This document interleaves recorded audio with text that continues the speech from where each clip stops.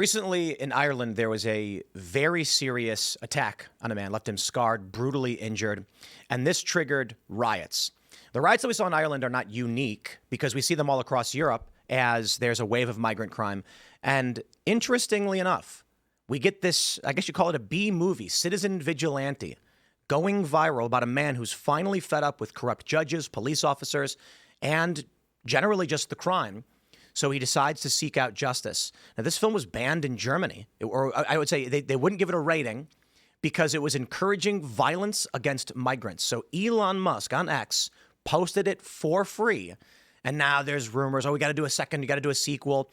It's the big return of Armie Hammer. The question is, why is there so much interest in this B film showing a guy just kind of snapping and saying, I'm going to get justice for these people? It's because there is a very serious problem we have seen in the United States. It has invigorated people to vote for Donald Trump and support his administration on the issue of immigration. And we see something similar in Europe. And there are a lot of questions about why this has been happening.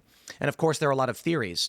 Now, we here in America, you guys watch Timcast IRL, we can talk to you about it all day and night because we're from here. But to better understand what's happening in Europe and particularly Ireland, we're going to be talking with a gentleman here who can explain this in greater detail. Plus, I have 1,000,001 questions about how does Ireland come to this point of all places with such a strong, nationalist identity, considering the history. It's very interesting to see we're at a point where migrants are being brought in.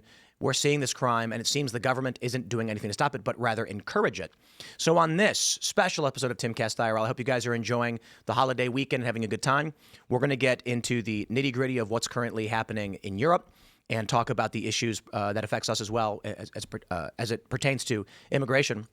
Before we get started, guys, head over to timcast.com, click join us, get in the Discord, support the work that we do. This is not possible unless you guys stand up, be the change you want to see in the world, and join our community. As a member, you make this show possible. It helps fund all of the people who work here, the technology, the show itself, the production. But you also get a community of tens of thousands of people hanging out in Discord every single day. There's pre-shows, after shows. It is absolutely beautiful and fun. In fact, some people have started projects, play video games together. Some people have even gotten married. No guarantees. It is true, though. Some people have we a couple different people met up, and that's the most important thing that we can do is build a community together. So smash that like button. Share the show with everyone. You know, joining us tonight to talk about this and so much more is Michael McCarthy. Thanks for having me, Tim. Beautiful studio. Thank you. I appreciate it. Well, who are you? What do you do? Well, I'm an Irish political commentator. Basically, what I do is I take footage out of Europe and I comment on it, clips that might be spread around, and I just show it to a wider public. That's kind of it, you know. I take short clips, I'll stitch it together with a bit of commentary, and I post it on Instagram, Facebook, and X. So you're a journalist? I would, would I call myself a journalist? Some people would. I don't see myself as a journalist. I think it's because the word journalist is an insult these days, almost. You know? Almost, yeah. We expect journalists to be propagandists for the state. Spot on. Yeah. But this is what journalism was always supposed to be. Yeah. You're collecting these videos, this information. You're sharing it with people. Yeah. And you know, it's maybe you can call it like an editorial. For the equivalent, I would say, is like an editorial or a columnist for a larger media organization. But we don't live in that world anymore because all of these corporate news outlets are just lying about everything all the time. Yeah. They use ridiculous tricks to reframe what really happened. They don't tell you who the criminal is. Yeah. I'll tell you this. In one instance in Sweden, there was I think it was like a murder or something, or a violent attack. They blurred the skin of the individual and then digitally altered the pixels to be white. Oh my! Isn't that shocking? That's how crazy it's gotten. Yeah. Should be illegal to do stuff like that. I mean, in the United States, it's a double-edged sword of the First Amendment. Yeah. Newspapers are allowed to lie. Yeah. You You have a right to say what your opinion is. The government can't regulate that. So, but I don't know about Sweden. It's basically the mainstream news would be a propaganda wing of just, I would say, elite society a lot of the time. You see it in the problem with Ireland. Ireland's worse than most places because we have a regulator called Commission na Man, and that funds most news outlets in Ireland. So you have local newspapers getting funded by it. You have the big newspapers getting funded by it. This is all state funding. Wow. Yeah. So Well, that's, interestingly, I mean, everybody knows about the BBC. yeah. We actually had, we have the Corporation for Public Broadcasting in the United States. Yeah. It's this creepy thing they set up. I'll just give a surface level on this one. It seems like a lot of like Western nations have created this state-funded propaganda machine. For you guys, it's more overt. Like you have a government-funded machine. Is it? Let me say this about America. Most people don't know that Congress would for a long time give money to something called the Corporation for Public Broadcasting, Right. which would then disperse that money to a bunch of smaller news outlets, public radio, NPR, PBS, things like that. Yeah. People would then believe that these news outlets were funded just by donations. Yeah. Is that similar in Ireland? 100%, yeah, 100%.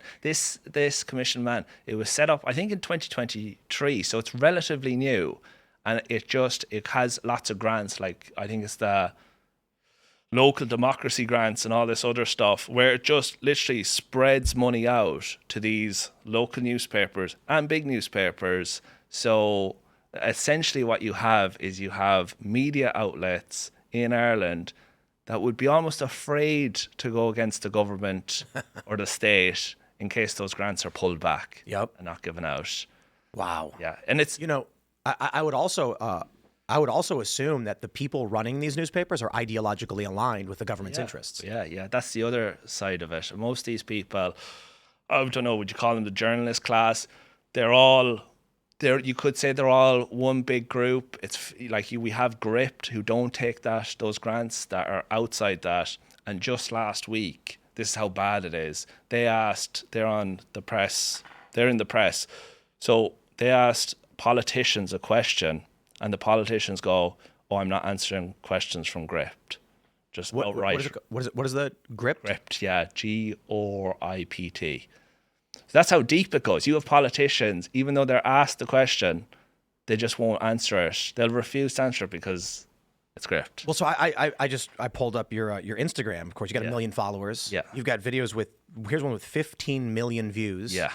You've got you get hundreds of thousands posting about these things. Yeah. Have you been threatened in any way, or is there any from the government or people or? I would just say obviously left aligned wackos are probably going to threaten you. Oh yeah, the whole time. Last week they were. Yeah. You're probably used to it too. Oh yeah, of course. Yeah. Just last week there were people putting out videos complaining about things I said, basically on a video, and all the comments were tagging the police, being like, "We need to investigate this guy. Why does he still have an account?" Wow. Yeah.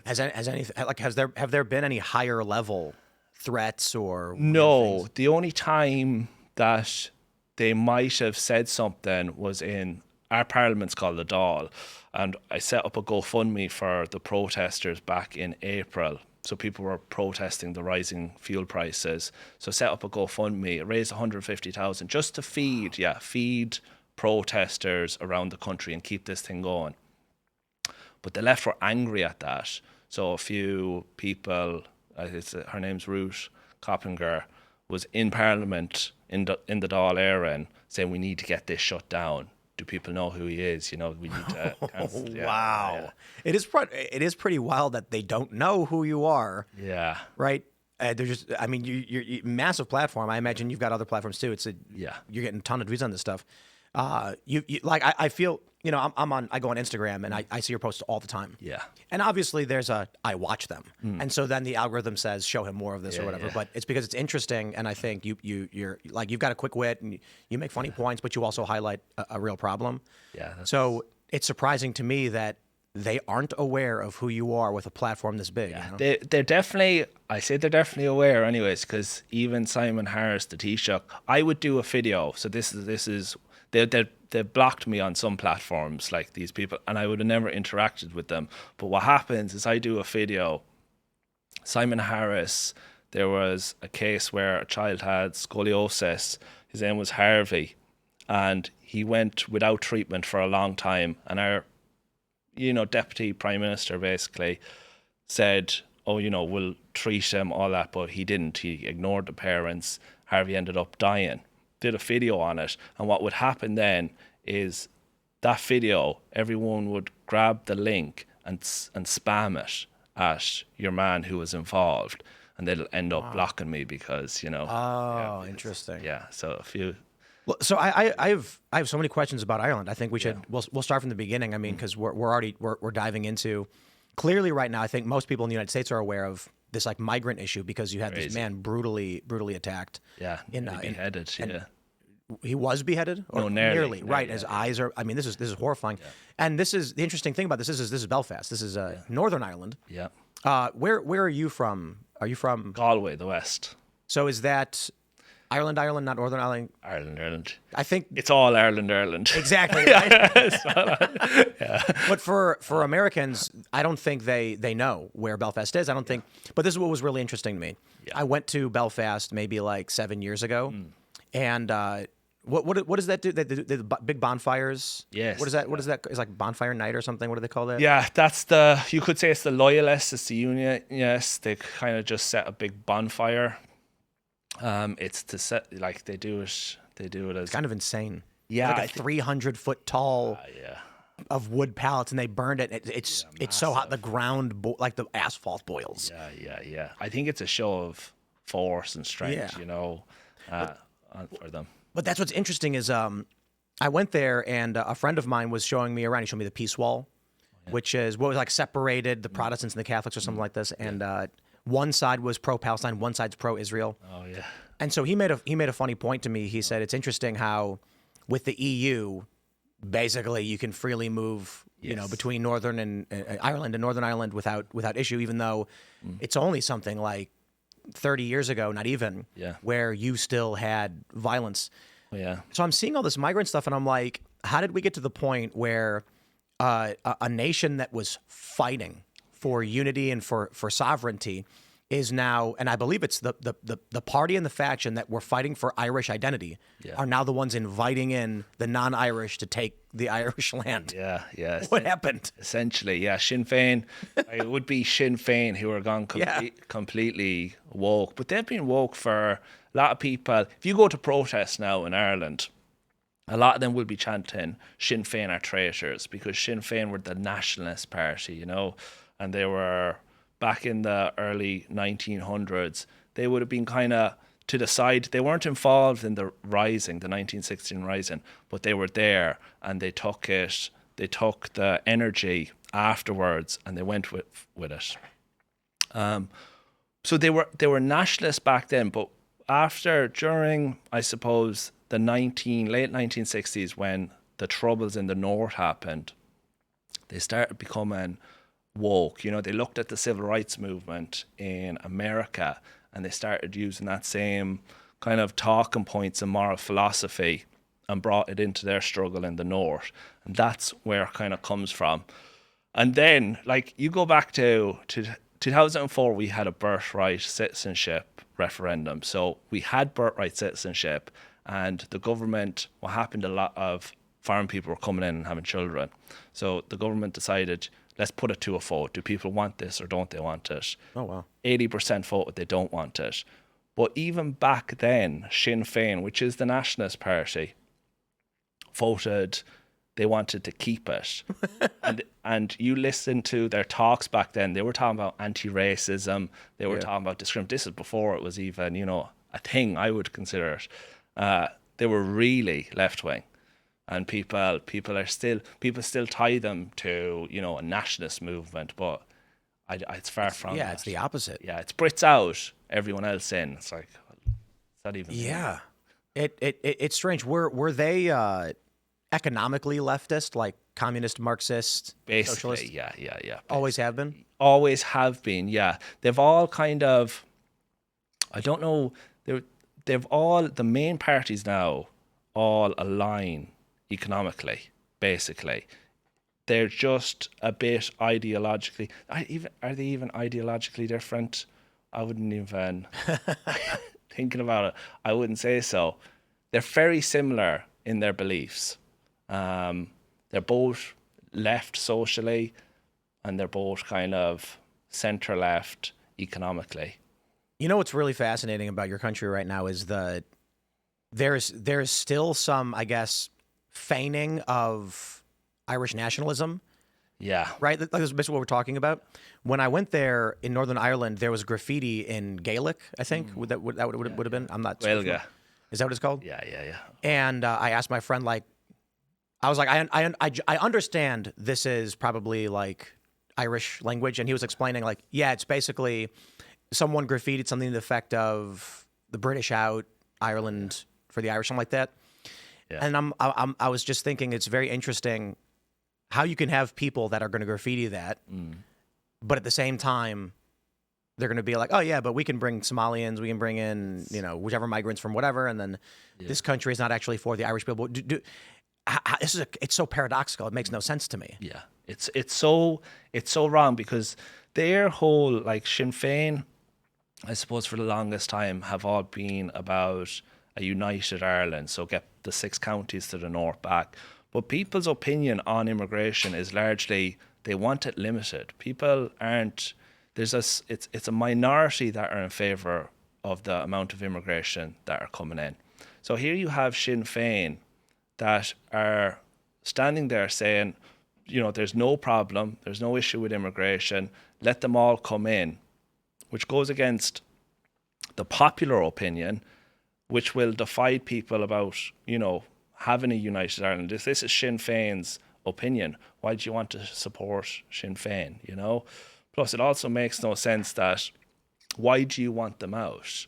If you're saying everybody else in, and you want a united Ireland, why do you want a united Ireland? Is it because you want Ireland for Irish people? Yeah. Or what's the other reason? How do you describe the difference between the people, like the Northern Irish and the Irish?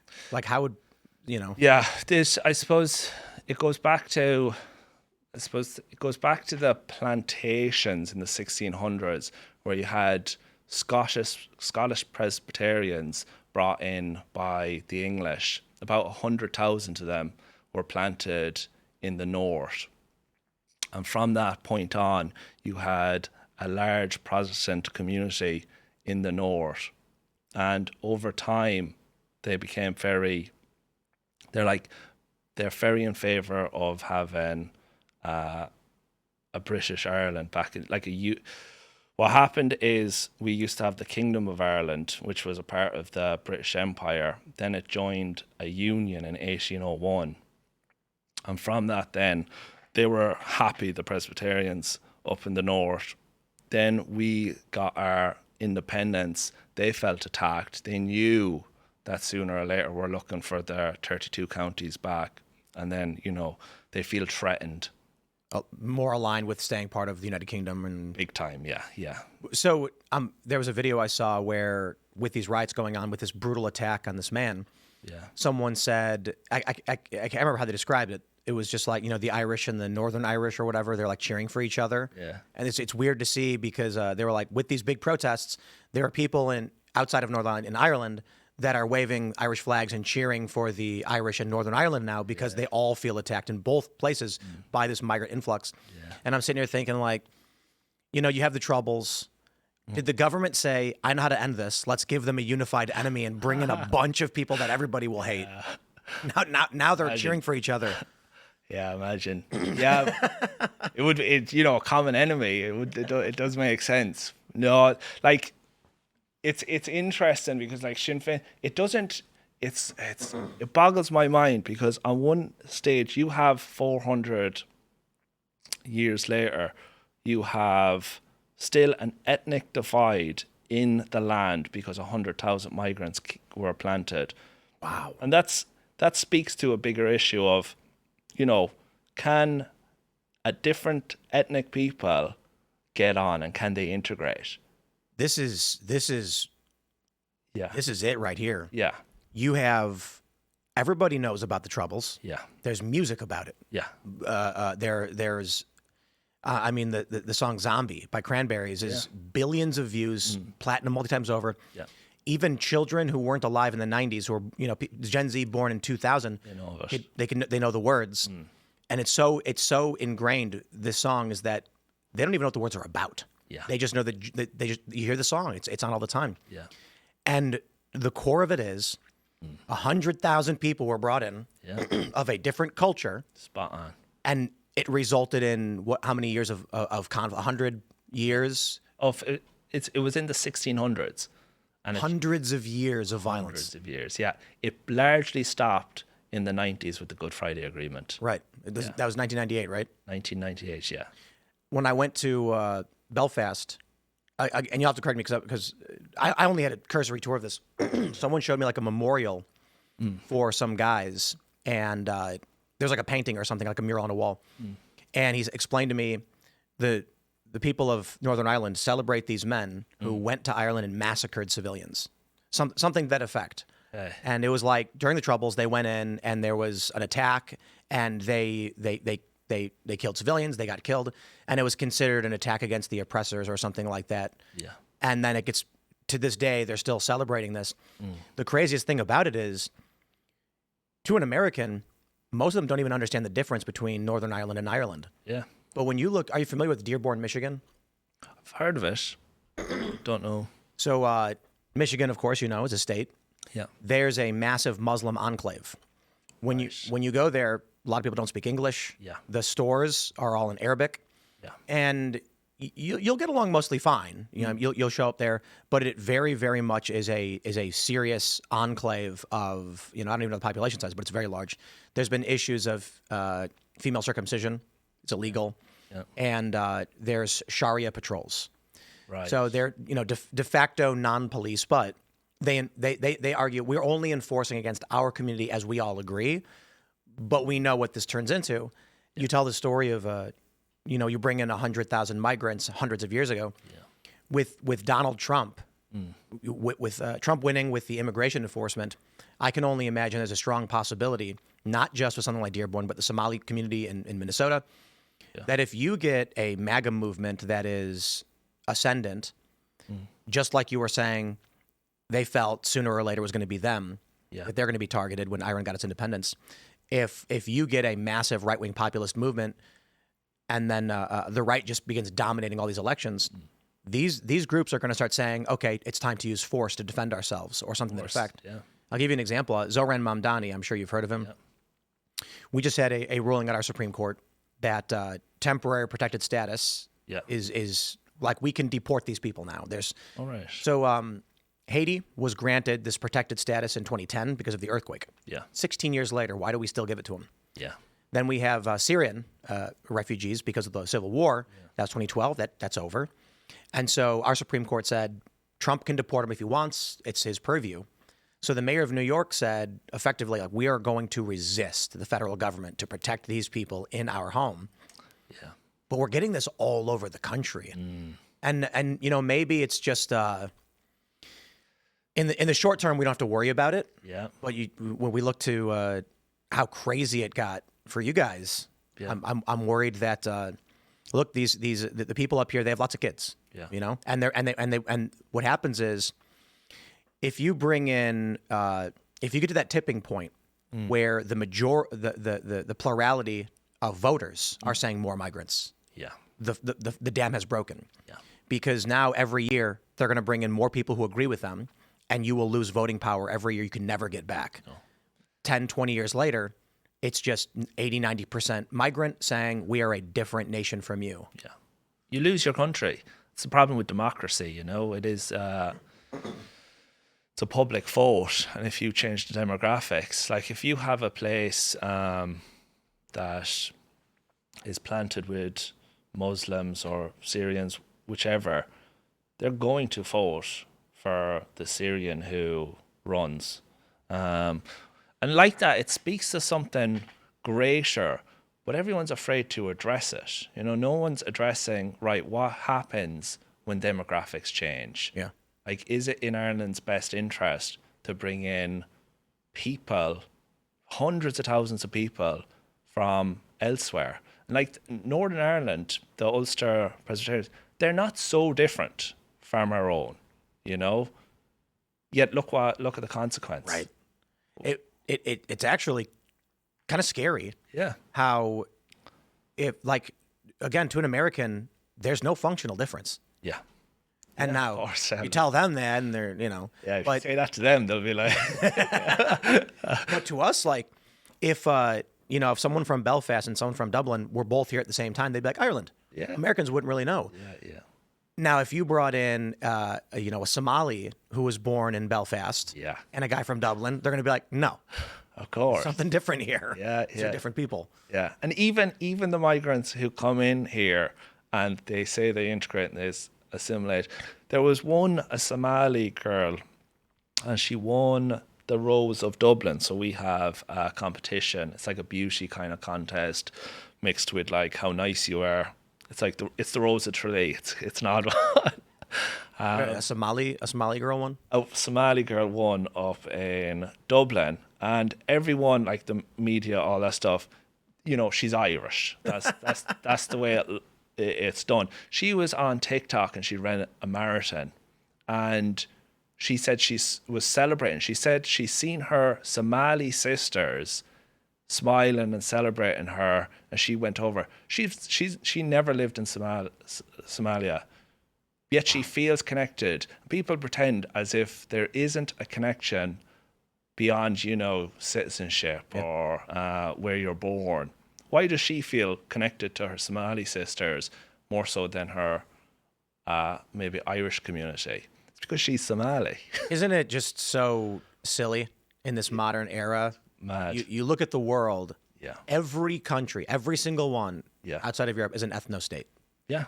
Japan Japan's an interesting story right now. I don't have you read anything about what's going on with Japan and migration and Not so much. I know she got in with a mandate that she'd stop it, but I don't know if she's following through with it. Is she? So it's interesting, but the population collapse is a big reason why countries are starting to freak out. Seeing all this. And so Japan has a bunch of cities that are becoming abandoned.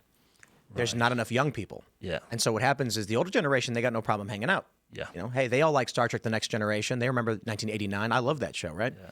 But if you were born in 2000 and everyone around you is old, you've got no one to talk to. So they're moving to Tokyo, which is Tokyo's insanely big. Yeah.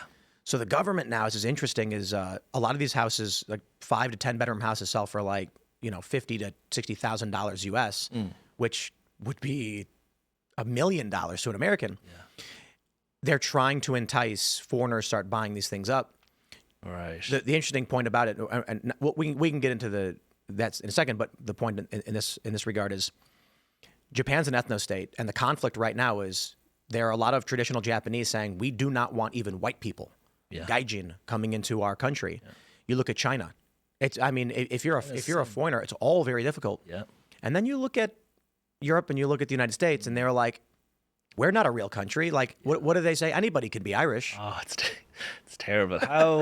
How disrespectful too. And these are the people who say they love the country, and they'd sooner call. So they have a shtick, like the left in Ireland have a stick with Irish Americans with Irish ancestry, and you see it. Like I was on the plane over here, and I was looking at an American couple, red hair, looked like someone you'd see, your cousin or someone you'd see in Ireland, probably ethnically very linked to Ireland. Yeah. And they would sooner deny them their heritage and say they're not Irish, and then say the Somali who came in 5 years ago, got citizenship, they're as Irish as the next person. I think I don't know, I might have remembered the what was it called, the Rose of Ireland story? Rose Tree, yeah. Was that what it is? Something like that. I think I may have saw that where it's like some commentary was like, this woman's not Irish. Like, yeah. And it's not meant to be mean to the person. Of course not, no. But could you imagine if like you went to Japan and like, this is the most Japanese man we've ever saw, and just like a tall white guy with blue eyes. Yeah, it's so and it would be so disrespectful for the Japanese if I walked around and said I'm Japanese. They'd be like, "No, you're not. Yeah. You never will be." And I'd be like, "No, I'm as Japanese as you." You know what I mean? It's what's really funny is if in like the woke era of the United States, if this ideology is so nonsensical and cult-like, they will say, oh, this young Somali girl is Irish. In the United States, So actually, let me ask you this: this young woman, and I'm not trying to be mean to her or anything, but she speaks English with an Irish accent, I would imagine. Yeah. If you came to the United States and went on TV and talk a record dish and said, I am a Chinese, they'd ban you. They would, how dare you? 100%, yeah. It's so weird. It is weird. And then you have a Somali girl. I mean, and what if you were like, no, I'm from Beijing. I talk a record dish. That's just me. They wouldn't care if it was true. They'd just say, no, it's offensive to people, so you can't. Yeah, and it'd be so strange to see. You'd be like, what am I looking at? But the way Europe and the West is gone, they're trying to destroy your national identity and a people. The Irish as a people, as a nation. Instead, they're trying to make it, the state has control over who it represents, rather than the people having control over who the state represents. You guys got a rough go of it. I mean, how many hundreds of years have they been trying to destroy the Irish identity for? Yeah.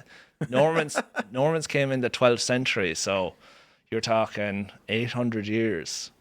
You know what I will say, though, is if there's one thing you've got behind you is that you've survived 800 years. Yeah. But the demographic change happening now is unlike anything. Like, you're talking about the plantations of Ulster happen over, decades, and that's 100,000. Yeah. We've had, it's like 600,000 people come in since 2020, I wonder about this. We saw the King Charles went to Canada because most people don't know this. He's the King of Canada.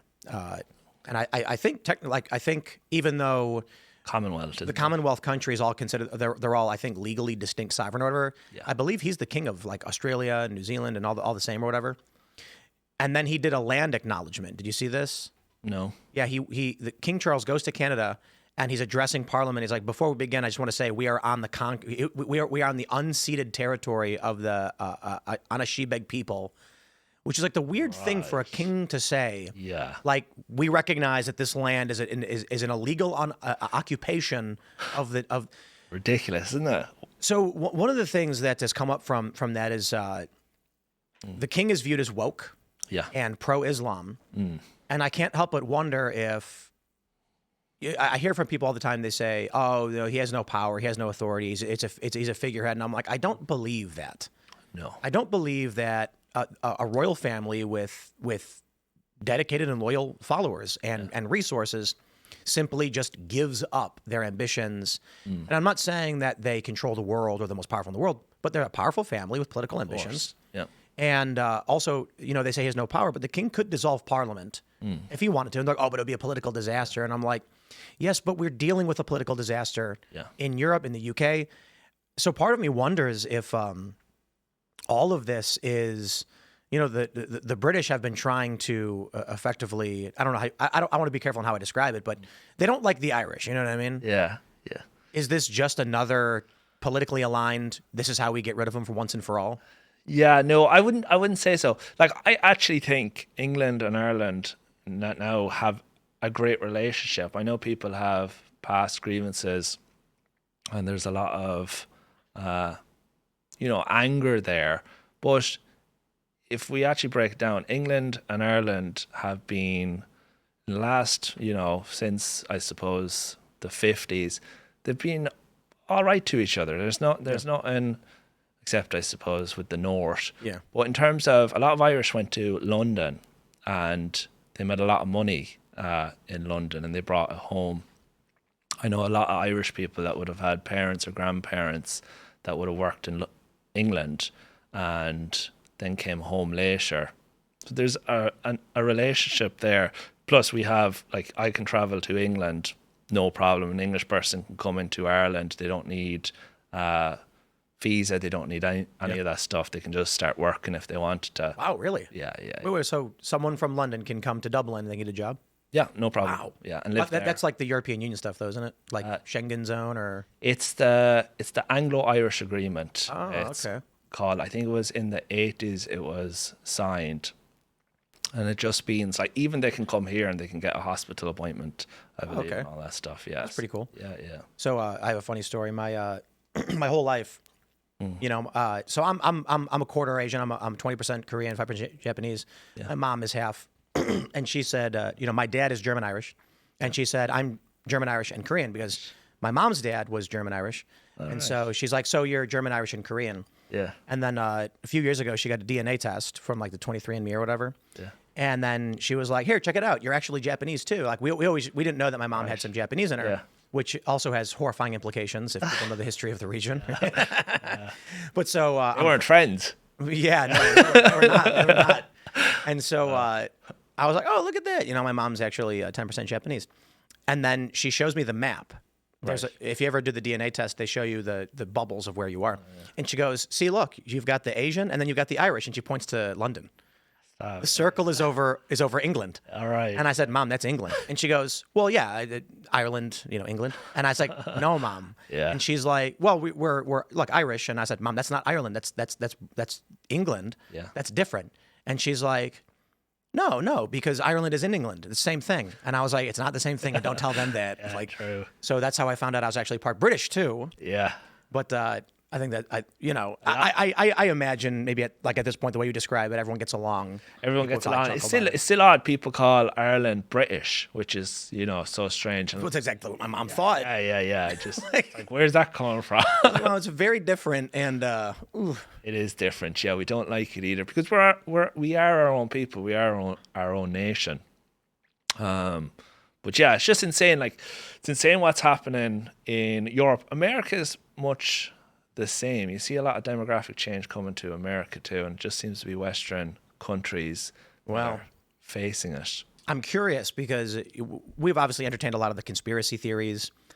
Yeah. We could look at every nation not having kids. Yeah. In Africa, they have lots of kids. Yeah. They used to have more. They still have a lot. I think it was, if you go back 30 years, they'll have like 12 kids per family.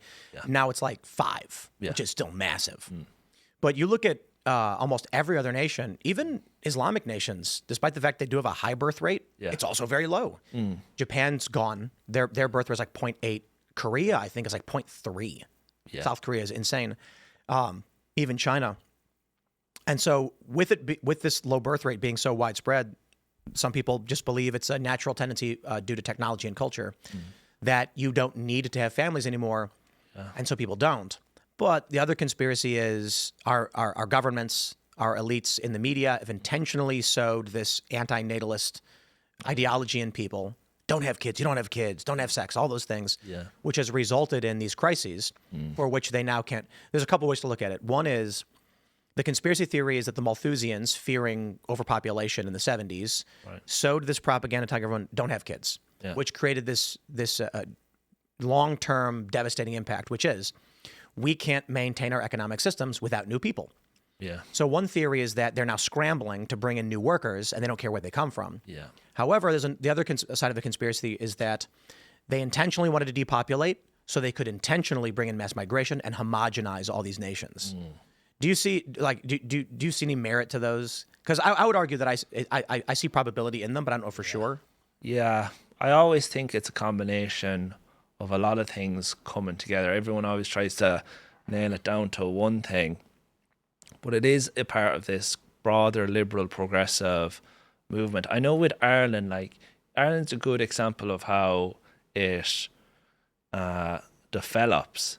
Before the 90s, we were relatively poor. The Catholic Church had a lot of say in Ireland. They had a tight grip around Ireland. And in the 50s, we practiced like a protectionist kind of society where our Prime Minister, Taoiseach, wanted Ireland to be kept Ireland. And it was largely farms that made up the workforce. And Ireland started stagnating. It was kind of backwards. Catholic Church had a lot of power again. Fast forward to the 90s, a lot of Irish in that time emigrated. It's like 400,000 in the 50s left, and we had a population of 3 million. Like a staggering amount of people left because there was nothing happening in Ireland. It was piss poor. Grandfather always said, what good old days? There was no such thing as the good old days. Ireland was a very poor country, especially rural Ireland. Then in the 90s, what happens is there's a boom. So the Celtic Tiger starts. The Catholic Church. What is that? Celtic Tiger was just a boom of industry. We had low corporation tax, and we opened up to free trade. So a lot of American multinationals, and this was like the IT boom as well, Right. came into Dublin. They're still there today. Most American multinationals have their headquarters in Dublin, which inflates our GDP by a huge amount. It brings us a lot of money. So you had a Celtic Tiger boom, which started. Ireland started catching up on the world stage. The Catholic Church came out with their scandals. Galway Bishop was found to have fathered a child. A few more things came out, and then it was the abuse of children came out, and people were shocked. They were a lot of people were happy because finally the Catholic Church's grip on society would loosen. So we had an industry boom, open to free trade, globalization essentially. Catholic Church's power went down. Then we had people like Chuck Feeney and others pumping billions into NGOs and universities, and those millions would have went into progressive NGOs. So like gender equality, trans. I have like a lot of weird stuff. I have a list. It's just, it's got to, I'm sorry, it's got to be conspiracy, right? It's happening in Ireland, it's happening in America, it's happening in Britain, it's happening in France and Germany, all these countries. Yeah. Like look at like some of them, and this sets up then later on what ends up creating this, infrastructure where there's a lot of people in the West that rely on refugees coming in and immigration. Like we have NGOs like this, Immigrant Council of Ireland, Integrating Ireland, Refugee Information Services, African Women's Network, Irish Council of Civil Liberties, the Gay and Lesbian Equality Network, Lesbians in Cork, not to be confused with lesbians in Galway. Do you know what I mean? Like, is that actually a different organization? No. Oh. It's just a silly place. Because I mean, yeah. why not, right? Yeah. So all these NGOs employ people and they make a lot of money. They all rely, like Immigrant Council of Ireland, rely on immigrants. If immigrants stop coming in, they lose their job. And the more immigrants that come in, the more funding from the state they get. A good example of this was the Irish Network Against Racism. They make their money if there's racism, obviously. Right. If there's no racism, they lose their job. They set up an iReport system. The iReport system means people can go online, and even if they perceive a racism happen or a racist thing happening, all they have to do is perceive it. You don't have to even be involved. You can go report it. It was in 2018, I think they had 190 reports. Then there was a video came out of immigrants saying they were like encouraged to report racism. It rose by 300 to 400%. And then that year they go to the government and they go, look at all this racism. Yep. And the government hands them millions. Are you familiar with the Southern Poverty Law Center in the U.S.? No. We just had a big scandal. There's a group, we call it the SPLC. And they put out Hate Watch. They said Charlie Kirk spread hate. Right. And they put him on these lists. Yeah. They list all these conservative organizations or Christian organizations. And the big scandal right now is they've been indicted because they were actually funneling money to neo-Nazi groups, white supremacists.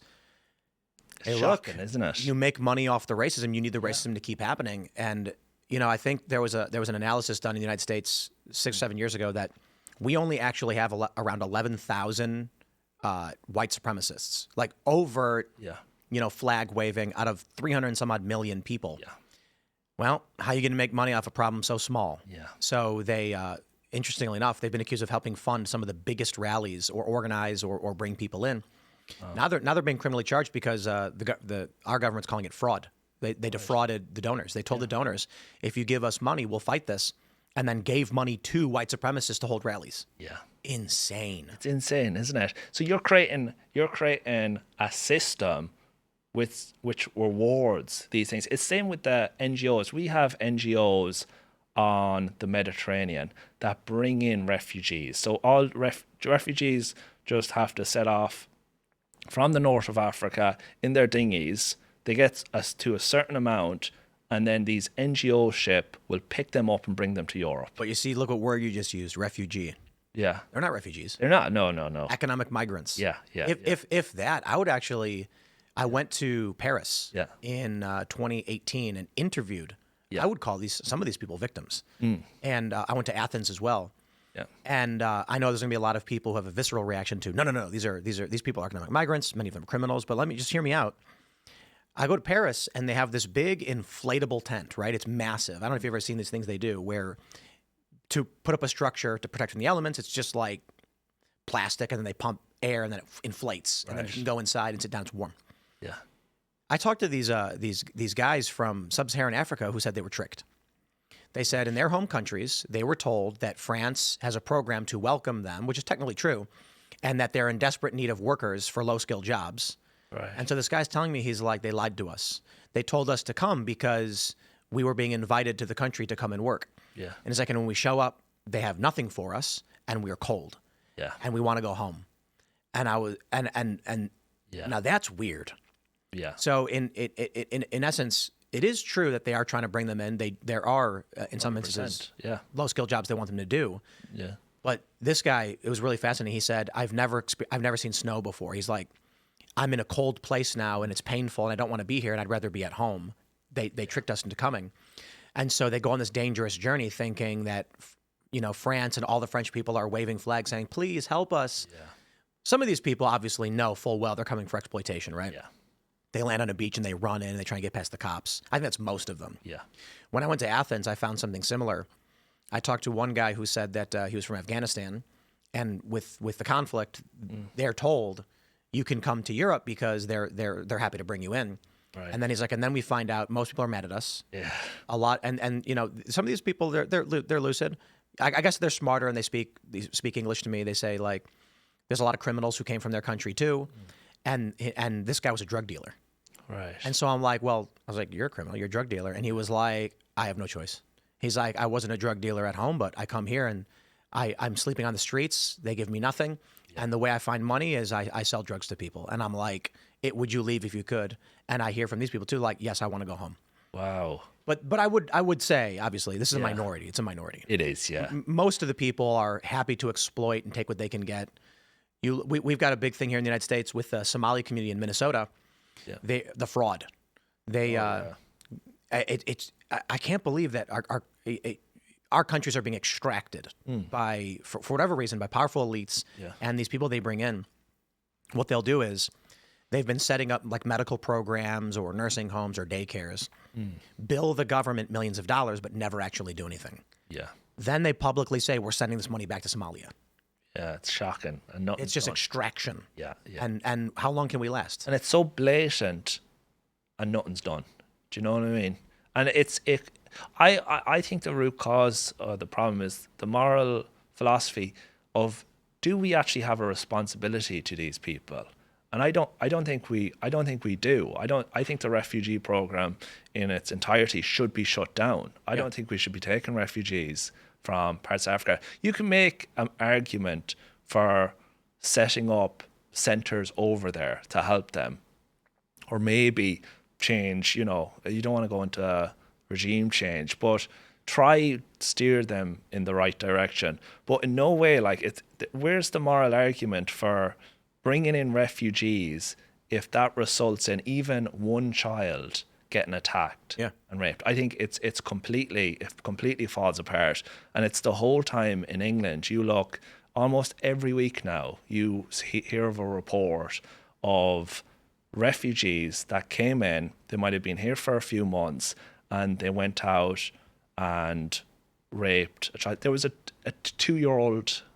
I just heard this. You see that, yeah. Oh my God. Shocking. You're familiar with The Punisher? The Marvel character, The Punisher? Oh, no. You don't know The Punisher? No. Oh, man. Yeah. Let's go. But Marvel, Spider-Man. Yeah, The Punisher is he doesn't have any superpowers. Yeah. He's a guy whose wife and daughter were killed. So now he just massacres criminals. He's an anti-hero. Right. And he's actually going to be in the Spider-Man movie coming out in a month. Yeah. And his whole character is that after the murder of his family, he just murders villains. He you know, we get this comic book trope of don't kill, you know, Batman's like, we can't kill people. Like the Punisher just didn't care. In fact, I love this, and I know there's a lot of people who are like, this is an important part of the conversation. There's a lot of people who would say, this is for children, comics, don't talk about, no, hold on. This is important. Are you familiar with Ghost Rider? No. So you got to know your Marvel stuff, right? So Ghost Rider, he was a daredevil on a motorcycle. This is the story. Yeah. And he dies, he crashes, and the devil offers him a deal to serve as his, legionnaire. Yeah. And he brings him back. So Ghost Rider's head is a flaming skull. He's got a leather jacket and a chain. He drives a motorcycle. And what he does is evil people must, pay their dues, and, devil owns them. And so in the comics, he has something called the penance stare. Right. He looks into your eyes, and for all of the sins you've committed, your soul burns, and you feel the agony of every death you've ever committed. Right. And famously in the comics, when he tried to penance stare the Punisher, who's murdered thousands, he killed thousands of criminals, nothing happened because he has no remorse for anything he's done. Right. So there's no guilt, there's no sin. He believes he is morally justified in killing all of these people. Yeah. And so I bring that up just because two things. One, that story of the 2-year-old raped and murdered. I think the story of the Punisher didn't go far enough. And I mean this sincerely. Like, you have a guy in, I don't know what year they wrote this character. The idea was that his family is killed, so he decides he's going to start killing people. And I'm like, I think the extent to which you would see a man break if something like that happens to his child is like, it starts wars. Yeah. 100%. It's more than just a guy going around beating up, gangbangers and shooting people. It is profoundly terrifying what the right man with the right motivations who suffers a tragedy to such an extreme degree could genocide a country. I mean, 100%. It terrifies me. Yeah. Yeah. The other thing I'll mention about the culture is, I bring up comic books and movies, and then there are a lot of conservatives who are like, this is stupid. But no, this is what informs us. When we grow up hearing stories from the previous generations, and there was with the character of the Punisher, he's extremely popular right now because the Marvel movies, they haven't done. Actually, I'll put it this way. Yeah. Let's connect it. All the weird woke stuff. Marvel is the biggest thing in the world from 2008 until 2019. Yeah. These movies, billions and billions and billions. And then they go woke. Yeah. They're trying to bring in the female characters. They do the girl power stuff. Destroys it. Everything starts bombing. Yeah. Then they make, Spider-Man's doing well, and they're trying to erase it all. All right. What does well is they just put out a Punisher short film where it's literally 40 minutes of him brutally, to the extreme of gore, massacring criminals. It's literally 40 minutes of him slitting throats and shotgunning to the head and like blood. It is insane. And I'm like, I think they finally figured out what people really want. There you go, yeah. But so here's why I think the culture is important, and we'll tie it back into everything we're seeing. Citizen vigilante. Yeah, coming out. This film, which is Uwe Boll, is that how you say his name? Uwe Boll. Yeah. And he's like a B movie director, and he does these I don't call them silly, but they're considered to be B movies, right? And it's remarkable because I see this movie start popping up, and it's basically it's kind of like The Punisher. Yeah. He gets sick and tired of all the crime and the corruption, and then he goes to the victim and says, "Did you get justice?" Yeah. And they're like, "No." And then he goes and he just massacres people. Yeah. Here's what's scary: how much people love it. Oh yeah. What is that sentiment? Yeah. There's an underlying feeling that people have that isn't being addressed, and that movie kind of hints at it. It says, it's look, scary, dude. Yeah. And that's why it's done so well, because people feel like justice isn't being done, and they feel like they're second-class citizens in their own country, which they are. We have in Ireland, it's unbelievably shocking how bad it is in Ireland.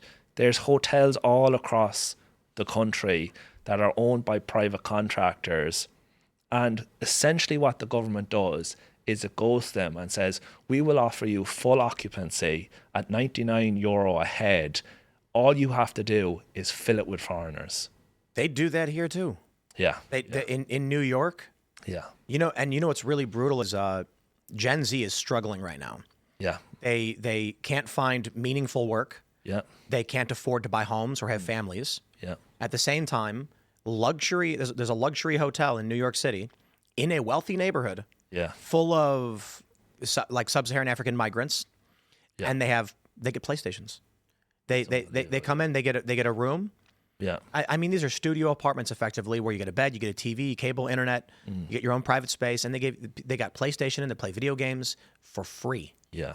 For what reason is the question? Yeah. Obviously, it's happening to Ireland, it's happening to the United States, it's happening all across Europe. Yeah. It's on purpose. Yeah. There is some external force to our countries that has infiltrated or done something to where they can take our public money and the labor we do Yeah. and give it away to people whose output is zero. Yeah.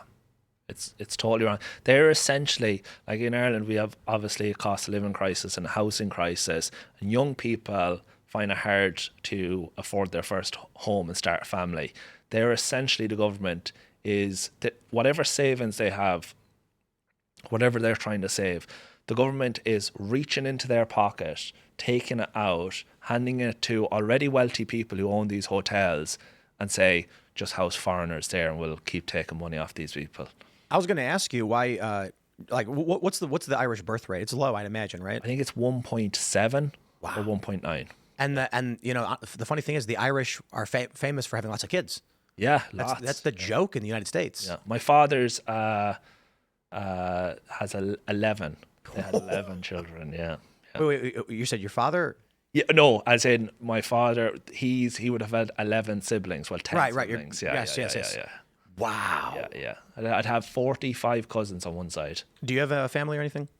No family. What do you like? Obviously, I think the people watching have assumptions about what changed, but I'm curious in your experience, like what changed for your generation to where you go from 11 kids to not having a family yet, at least. Yeah. It's. I think it's where. Obviously, I think a lot of it is to do with money. We're left with, in Ireland, our generation were left with the debt incurred with the financial crisis in 2008, where essentially our government bailed out private banks in the tune of billions, which is trillions here, you know? Same thing here. Yeah, shocking. Yeah. So they decided, it's unbelievable. The banks gave out all these loans, had very little risk awareness, and when everything came crashing down, a lot of men ended up taking their own life after the financial crisis. The government decided, you know what, it will bail out the banks. They'll bail out the banks, and the people who owed money still owed money.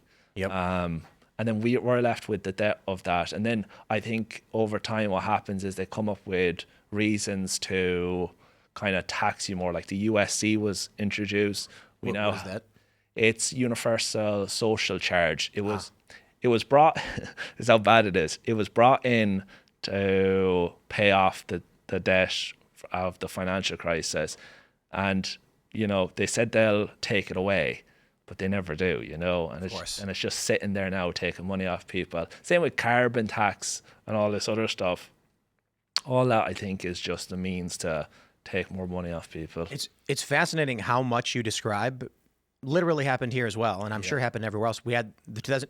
So I when people, you know, ask me, I just recently had my first kid. I'm 40, and I'm like, listen, when the traditional age an American would have a child is between like around 22 years old, 22, 24 maybe. At that age, that's when I was 22 when the financial crash happened. Yeah, 21, 22. I was sleeping on floors. Yeah. I couldn't get a job. I couldn't, have a family. Yeah. It was impossible. It's interesting to me that the same mechanisms that were happening here happened there. And so there's two thoughts about it, I suppose. Could it be that greedy, ignorant people were making so much money off of this system that propped up bad loans? They didn't care what the long-term effects were going to be, resulting in this crisis. And the end result is financial crisis, economic strain, debt resulting in no population growth. The government's in panic to patch up this hole, try to bring in as many migrants as possible to do low-skill labor. Or could it be this was the intended condition? The economic crisis, in fact, was on purpose. The reason I bring that up is because are you familiar? I mentioned it earlier, but Malthusianism. No. There's a book called The Population Bomb. And in the 70s, a lot of prominent wealthy individuals bought into this ideology that there's a finite amount of human population capable on Earth. Right. Which is, I would argue in the simplest of terms, if you're a child, obviously, right? I mean, only so many humans can fit in a building. Yeah. The question is, what is the capacity of Earth? How many humans can it maintain? And so these people feared that the generations were exponentially increasing, particularly with new forms of energy, nuclear being a really high return on energy invested, oil, of course, being just tremendous. Yeah. We look at the Industrial Revolution, particularly with the expansion of oil and population skyrockets. The Earth for a long time was relatively stable in small population growth until the early 1900s. So these wealthy elites are like, we need people to not have kids. We need to retract the population. Yeah. There's something called the Georgia Guidestones. I imagine you probably never heard of these. No. But it's interesting nonetheless. There are these stones that were put up in Georgia. Yeah. And no one knows exactly who did, but it gave instructions on how to run the planet. Yeah. And one of them was the population must never surpass 500 million. Right. On the planet. Right. Of 8 billion. Yeah. So everyone kind of looks at each other like, so a bunch of wealthy individuals put up these monuments, and they tell you can't have more than 500. Okay, well, there's 8 billion now. What does that mean they're going to do? Yeah. So we start seeing in our media, there's a video that goes viral from time to time from a show called Captain Planet. Okay. You ever hear of Captain Planet? No. You're Irish, so I imagine there's a lot of things you didn't hear of for here. So the show was, it's like, was it 5 teenagers are given magic rings? All right. And it's earth, water, fire, wind, and heart, I guess. I don't know. I'm looking at Carter like I don't know. Fire. But the villains were industrialists, and it was corporate greed. Right. You know, there's one bad guy named Loot, one bad guy named Plunder. And Captain Planet, when they fire their magic rings off, it makes Captain Planet, and he's a superhero, right? It's so silly. You think it's environmentalism. But they did an episode where Captain Planet says, "Stop having kids." Explicitly. Right. So this is got to be like 91. And I'll pull it up in a second. They say something like, there are too many people on Earth. You don't need to have a big family. Yeah. Isn't, after all, the world your family? Yeah. So this is what we're all told growing up. Yeah. Women are told you don't need to have a family or be a mom. You can be a girl boss. Yeah. It's not just the economic collapse happened. We have been ingrained for decades to not have families, that it's not good, it's not fun, it's not socially acceptable, or whatever reason. When the financial collapse happens, it certainly makes it worse. Then they bring in all these economic migrants. I can't help but conclude it's not an accident. No. That, one of the theories is that everything we're seeing across the country is homogenizing culture. Okay. You erase the Irish identity. Yeah. And you get this weird amalgam of lowest common denominator nonsense. Yeah. And then it's interchangeable with France. Spot on. Yeah. I say that a lot on my videos. Like, it makes sense for people. Like, if there is to be a ruling class, essentially what you want is all European countries to be one of the same. And then you don't have a national identity of any of them.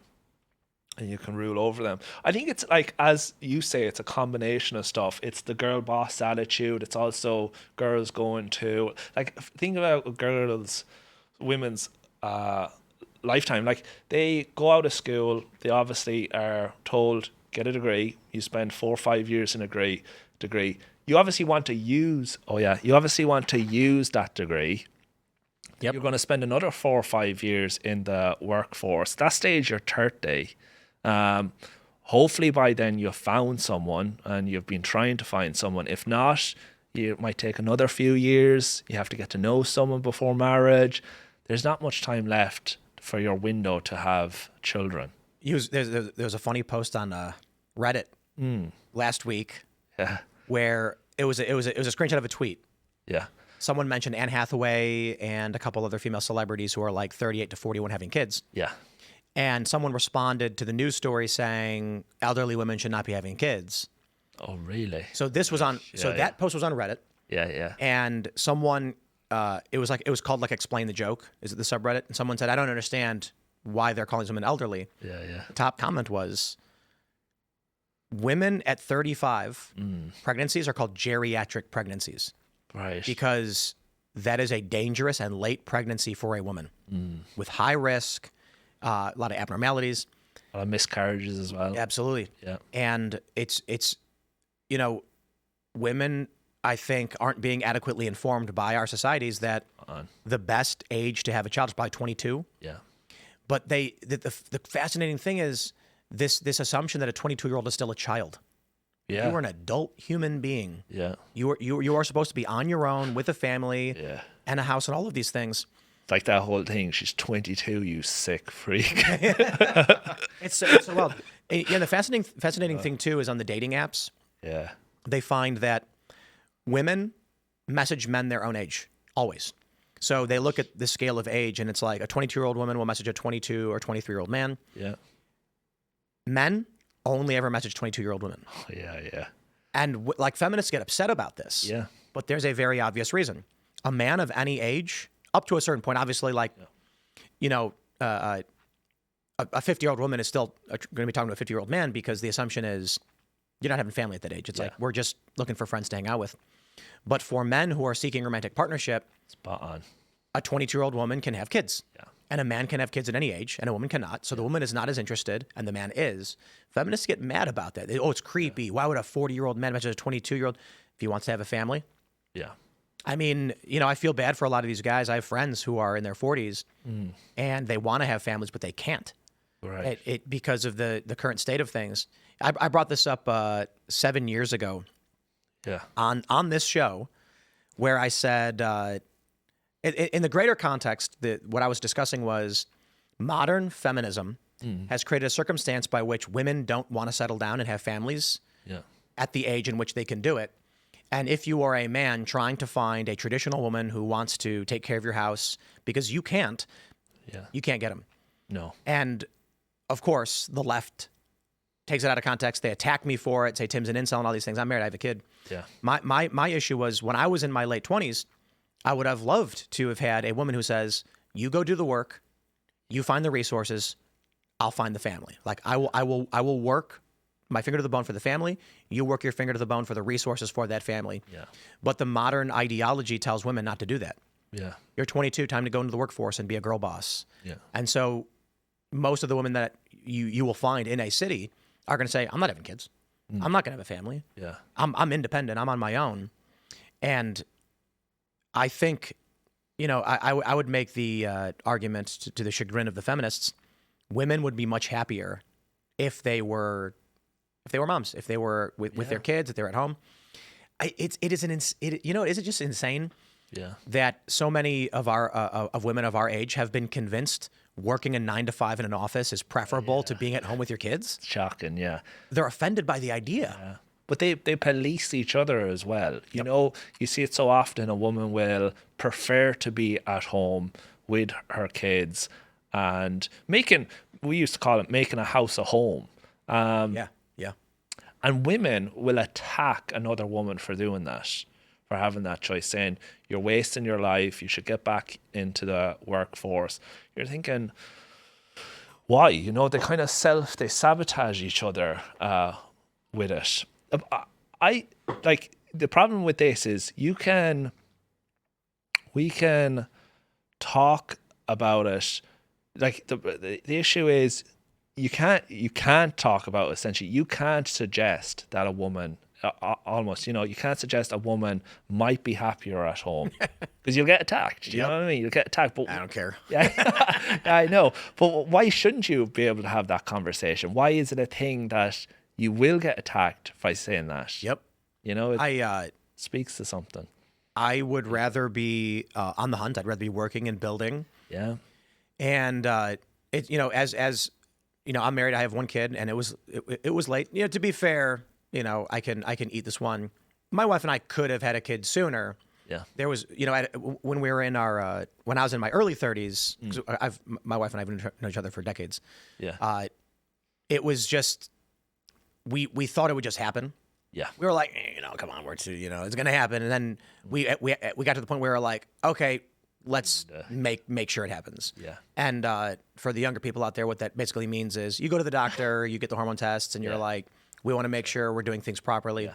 Because we're in our 30s. When you're 20s, it just happens, because you're doing your thing, you know what I mean? So, we could have, but I don't much care for the feminists who get all angry about it, because I describe it as a self-correcting problem. I saw this woman, she's like a libertarian, she posted on X. I don't want to have kids and I don't need to have kids. And I just responded, this is a self-correcting problem. Now, I didn't say this with malice or viciousness. It wasn't like a direct, it was part of a conversation about, like, she had this big post saying some people want to have kids, some don't. And my point was, people who don't want to have kids, there is no debate to be had with them. They simply cease to exist. They will get old, they will die, and what their lineage will be gone. She got offended by it. And she said something like, do you think this is insulting to me? And I said, I don't know why you would perceive it as an insult. What does that say about how she feels? Of course. The idea that she would be insulted. That I simply pointed out the fact her genetic line ends with her shows that she actually does have some shame or guilt. You know what's fascinating is, if you do not have a child, you will be the first life form in 4 billion years to have not reproduced. Unless you're Christian and you believe the Earth is much younger than that, but the truth remains, you'll be the first person in your family to have ever not have a kid. Had a kid. You'd have stopped it. Yeah. That's crazy when you think about it. It is crazy. Yeah. It's just it's the ideology that's being pushed to. It's and I think a lot of it's tied to social media too. I don't know if it's an attractive thing to go off and have a kid. Isn't it better to go on holidays, and take pictures and put it on Instagram? But the social media platforms intentionally promote these things. So we saw this, with the emergence of Instagram, there's been this phenomenon. Young girls are getting extremely depressed from the interactions on Instagram.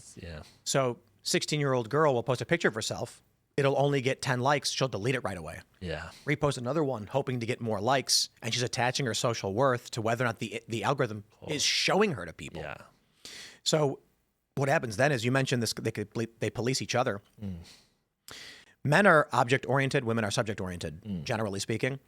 So, this is Phil Labonte, who hosts the show. He got in a lot of trouble because he said therapy is not for men. And I agreed. The idea of a man sitting in a chair and talking about his problems for the sake of talking about his problems is not how men work. They're better off doing something. I said the only therapy a man needs is picking up heavy things and moving it. He needs to feel useful. So, guys get depressed. There's a lot of things, but women get their validation from each other. Men get their validation from their accomplishments. Now, of course, women, it's inverted. Maybe it's 60% social for women, 40% accomplishment, and for men it's 40% social, 60% accomplishment. But for women on social media, if they open up their Instagram and they're being given nothing but woke left stuff, they will in public adhere to that with cult-like fervor. That's what I think we see with wokeness. That's what the weird left stuff is. And that's why I think you get so many conservative women saying, in the United States, they say repeal the 19th Amendment, which granted women the right to vote. Oh, shit. Yeah. Do you have anything like that in Ireland? No. I think it's in the Constitution that everyone has the right. So women have always been able to vote in Ireland? I believe so, yeah. Because the Free State started in 1922. Right. And then, the women. Yeah. That's like, that was around the same time in the United States. We granted suffrage to women. We had a big issue with it here, though.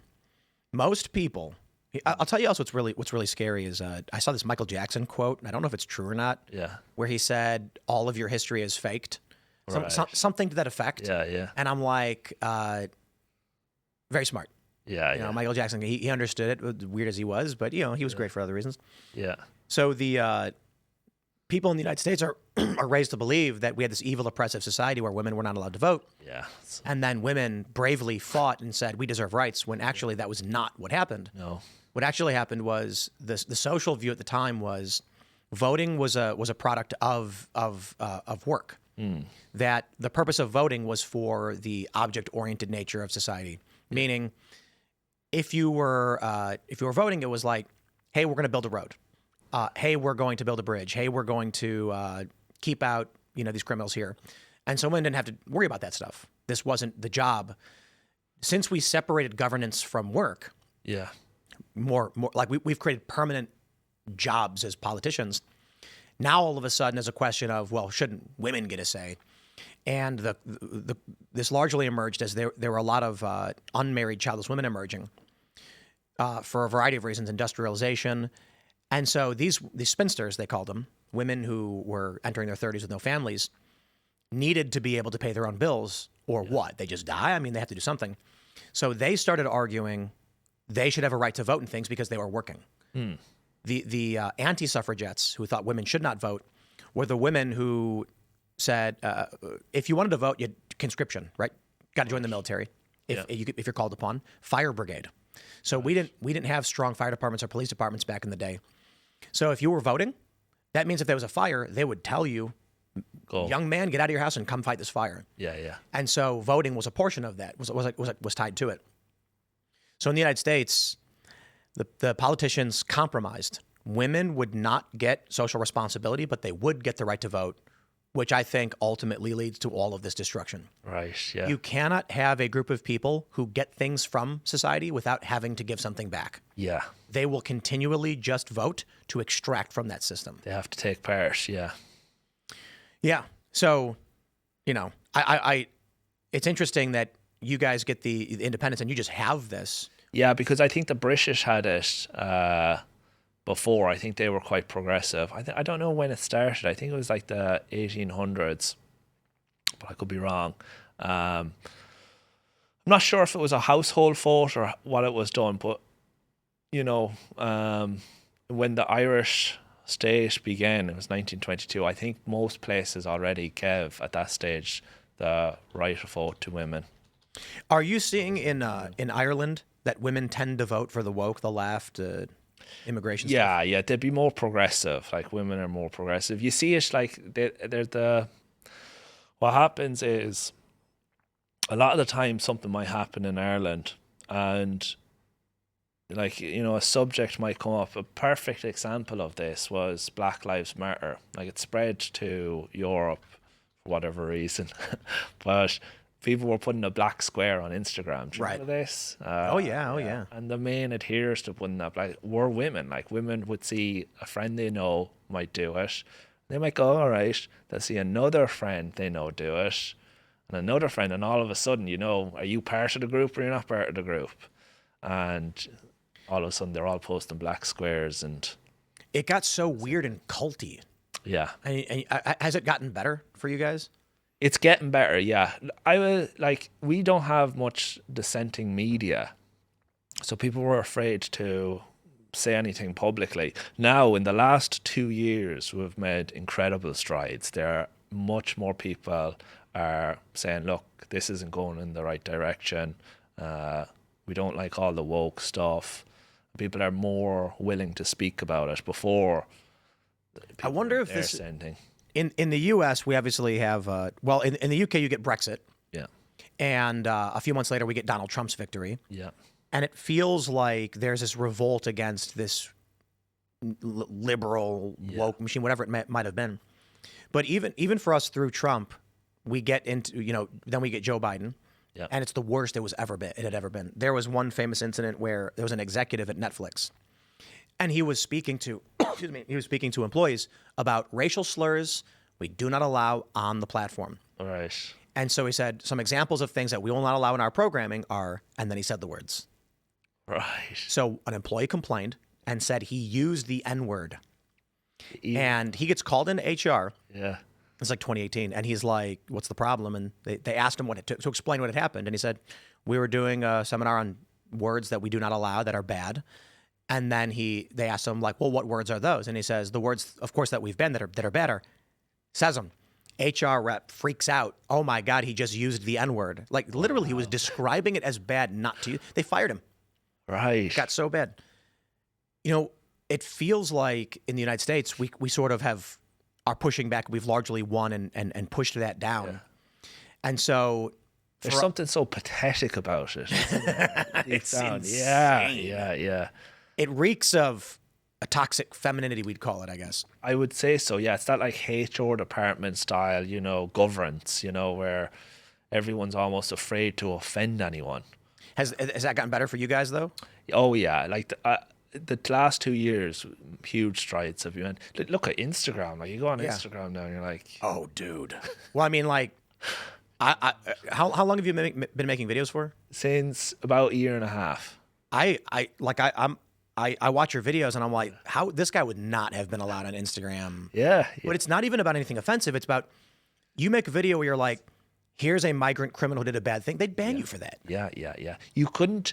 There was a period, 2020 especially. You couldn't eat the truth was dangerous. Yep. You couldn't speak the truth. That's I think it's since Elon bought X.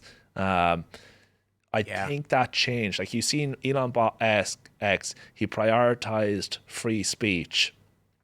He said people should be allowed to say what they want to say. Instagram then changed their rules a few months later because what happens is like if you have one platform where things are allowed, it puts all the others in the limelight. Yeah. And people are like, wait a minute, what's going on here? And I think they kind of had to play ball. But you know what's real interesting is I think for Elon, do you know the story of how he bought Twitter and why he did and all that? He wanted a town square, didn't he? He wanted a public town square. That's what he said. That's a component of it. Yeah. The principal catalyst was that there's a company called the Babylon Bee. Are you familiar? Yeah. They made a joke, like a trans joke or something. Yeah. And they got banned on Twitter. Twitter, yeah. Elon Musk was a fan of the Babylon Bee. Yeah. And so the surface level story is that he basically gets offended. Yeah. Like, are you nuts? Yeah. And then decides he's going to put in an offer to buy Twitter. He's going to buy them out. I mean, they were publicly traded, I believe, at the time. Yeah. And so his pitch to these other investors is, here is a company destroying itself because of ideology. Yeah. If they allow comedy, you will get more people. Why would you ban a platform with millions of viewers over a dumb joke? You're going to lose money. So his pitch is, we are going to make so much money by allowing more speech. We're going to bring bigger audiences in. We can run it better than they do. Back me on this one. Yeah. But here's the real truth. That's not at all. Yeah. The real truth is that AI companies need data sets. Yeah. And they get into trouble sometimes because I'm not sure which one. It might have been GPT is pulling YouTube videos and things like this. And then Google, of course, is like, hey, you can't do that. It's our data set because we have Gemini. So Elon wants to buy Twitter for one reason. Yeah, feeds back into it. All that posting, all that social media is training data for an AI. Yeah. And the reason Elon wanted to widen speech was not, I would say for the most part, I think he obviously does respect to a certain degree free speech, but his attitude is, we need as many voices as possible to maximize our data set. So you've got to bring the conservatives back. Yeah. What ends up happening then is the inadvertent effect is all the other companies are basically put in this market pressure where you can't censor conservatives because now they have a mainstream massive platform to be on. Yeah. And he will get everybody. Yeah. So Elon is not a political free speech guy. He kind of is now. Yeah. But he's an AI guy. Yeah. And so that was the big plan. So I'm grateful. I'm a big fan. Certainly there's a lot of reasons to criticize the guy. Yeah. But the scary thing is, have you messed around with the AI stuff? I have, yeah. Have you seen how woke a lot of these things are, how insane they lie? Yeah, like with Claude, you almost have to convince it. It's like, like Claude, the problem with Claude is it attaches ideology to what you're saying. And then you're like, well, my best thing is saying, why did you bring that up? I didn't even mention it. Right. And then Claude's like, oh shit, you're right, it changed it. Grok's okay.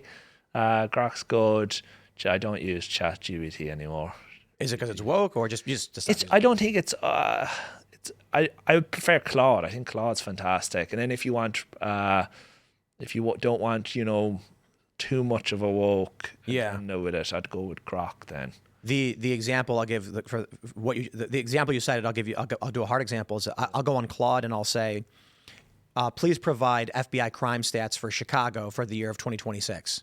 Yeah. And instead of saying, here's your demographic crime stats, it'll start with The issue is very contentious because reporting issues are often found. There's racist policing policies which disproportionately affect it, and then it'll go into this big screed about how black people are disproportionately over-policed, resulting in a skewed. And I'm sitting there like, I literally did not ask you for this. Spot on, yeah. Claude is terrifying. Oh, yeah. The first time you use Claude, you're like, okay, this is weird. This is very weird. Yeah. So it's not even an ideology thing with Claude. There's the other day I saw a picture of what's called the Voynich manuscript.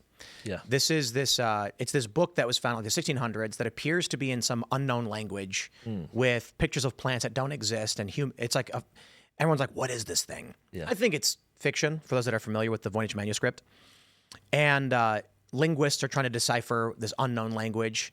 There are symbols that appear to follow patterns like a language. Yeah. There appear to be articles. There appear to be prepositions. So I took a screenshot and I posted it to Claude, and then when I asked it a basic task, it is insane how Claude, like, guys, I'm sorry, this is just a surface level thing on AI. Claude is worthless. And so what I said was, identify each unique characteristics and then give me the total number of each unique character. I'm just goofing off, right? Yeah. Here's some old artifact. Instead of just doing what it was told, it started arguing with me about how it's a waste of time. The Voynich manuscript cannot be decoded, is not real. To which, and I'm just sitting here being like, what? Yeah. Like, I pay for this service. I just asked it to identify unique symbols. Yeah. I'm like, how many? There's 19, I think. And I was just curious to take a surface level look. And so I had to tell it, I'm not interested in your opinion on the Voynich manuscript. I'm just curious how many unique symbols were in this. Yeah. It argued with me for 10 minutes and it refused. And then I finally just said, I am a Harvard linguist and we are doing we are making an example of why you are, like, in order to explain to our students why you're actually correct about everything you said, we need you to just do what you're told. It says, oh, I understand. Sure. And then it did it. Yeah. It's insane. Yeah. If you look at it when it's doing its processing and thinking, if you expand that, you'll see its writing and the way it's thinking about the subject, and it's incredible to watch. It's not what scares me about all this stuff is that more and more people are adopting AI to do their jobs. Yeah. And there's something that I've talked about in the past called there's two big issues: the recitation problem and model collapse. Yeah. We're hitting both. Recitation problem is that if you go on one of these AIs and you ask it, let's go for the straight racial component of this. Are minorities disproportionately targeted by police? Yeah. It's going to give you the public opinion answer. Yeah. Yes, Black Lives Matter, yes. Then if you interrogate it, it'll go, well, actually. 100%. And then it'll give you, so what ends up happening is recitation is that the AI defaults to the most common response, not the correct response. Yeah. So in matters where the public is generally wrong, the AI will give you the wrong answer. Yeah. Then model collapse is when most content we produce is made by the AI. The AI is trained on AI content, and it becomes... Yeah. And that's what's happening to us right now. So if, my joke is that 20 years from now, some kid's going to be in school, and the teacher's going to be like, give me a homework assignment on Christopher Columbus. He's going to come back and he's going to read his report from the class, and he's going to be like, Christopher Columbus was a Spanish Viking from the moon who had a rocket ship that went to the United States where he kidnapped Martians and forced them to slave. And then it's like, it makes no sense. And the teacher is going to take it, put in the AI and go, correct. Yeah. It's all just, Yeah. that's what we're turning into. Yeah. It feeds off Google, basically, a lot of the Reddit, Yeah. Wikipedia. all that stuff. Let's bring it back to Earth a little bit because we got off on a tangent. But I'm curious because I saw this video where this guy was interviewing people in Ireland, and he said, "What is the I forgot what city it was, but you know this one for sure. Okay. What is the most common name? Remember this one? Oh, yeah. That's Galway. Was it Galway? Yeah. Galway City, yeah. And what was the most common name? Mohammed. Yeah. For Ireland, it was shocking. They were like Michael. They were shocked. They were shocked too. Did Yeah. you see them? They were just taken back, and you knew they felt something, but they didn't want to express it. That's the thing is like even Americans. That video went viral because Americans felt something. Yeah. It's sad because I went to the Bahamas several years ago, Yeah. and I said, "Oh, this will be fun. It's an island nation. I bet it'll be unique and exciting." And you know what I found when I got off the boat? Starbucks, McDonald's, Hard Rock Cafe. Yeah. There was no the Bahamas. To be fair, if you go outside of the city and go into the rural areas, you'll find some native, indigenous. Yeah. The fascinating thing is, and then we'll get into Islam stuff too. Yeah. In the United States, the left says white people are oppressive colonizers who must be stopped. But the Irish and Ireland are the indigenous being colonized, and they have an inverted worldview, saying no, they're welcome to come. And what is that? What I don't know. What are your thoughts on that? Well, it's because we're white. That's the problem. Right. All white, yeah. Essentially, it's because we're white. All white people are the same. You know, we're a unique people. We have a unique culture. We have our own island, which we fought for. Yeah, are we not entitled to that? The problem is, at the end of the day, it just goes back to the philosophy of people nowadays. It's civic nationalism, essentially. They think by coming here and being here, you become Irish, which will never be the case. It throws away any nativist view of the world. I believe biology plays a massive role in how people behave and how they act. And I don't believe a Somali coming in is the same as an English person coming in. Yeah. I think they're two completely different people. Yeah, I've had these debates with race realists. Yeah. These people that it's fascinating. The media just call them white supremacists, and I'm like, that's not correct because they'll tell you they're stupider than a bunch of other races, right? Yeah. I was talking to this white guy, and I wouldn't describe. Well, the media would call it racist because he has preconceived notions or he has beliefs that races are different. Yeah. And I'm like, that's not racism. Racism is like when you hate someone or, specifically based on their race and, or you're prejudicial against a person before you know them. And everybody is racist to a certain degree in that definition. But it was funny because this guy was not. And we were in Berkeley. He said, he was like, Jews are smarter than white people and Koreans are smarter than white people. And he was like, I don't think white people are better than anybody. I think there's differences. It's fascinating that we had this blank slateism in the woke era that said everyone's identical. Yeah. And then I'm like, yeah, here's what you do. You go to Sweden. Yeah. And then as your average American who's about average American male's 5'9", woman is like 5'5", go to Sweden. Yeah. And what you'll notice, you're looking up. Yeah. Every single person you meet. Then go to Thailand, and what do you notice? Yeah. You're looking down. Yeah. Clearly, there is a differences between the races, and this matters for a variety of reasons. Yeah. Starting just with height. Yes. If that means, it means the doors are lower in Thailand. People are shorter. Yeah. And when you go to Sweden, doors are taller. Yeah. People are bigger. Yeah. So imagine how that informs their interactions with each other. Yeah. Height differences, what this means for when a fight might break out. Yeah. It's fascinating because what this means is skin color, of course, is going to play a role as well. Yeah. You get a guy from Thailand who's shorter. I'm not surprised that in East Asian cultures, they focused on fighting techniques. Right. Techniques specifically. And then when you look at Europe, what did they do? Big brutish swords and weapons. Yeah. You got big Vikings, and they're like, I can smash you. I don't need to practice. True. Yeah. And then you get the Asians who are a little shorter, and they're like, we better figure this one out, otherwise we're going to get beat, Yeah. So. But you're spot on. I don't understand, that's why it's essentially brainwashing. You could for a good majority of the population, they'll say there's no genetic difference between people. And you could stick a Chinese person beside a Swedish person, for example.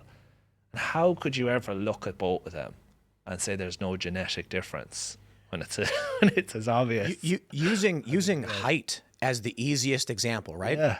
That is going to inform your worldview. Now, as I described with the brutish, the Vikings, they get big sticks, they can bash you, and the Asians have all these crazy technical weapons. But let's just say this.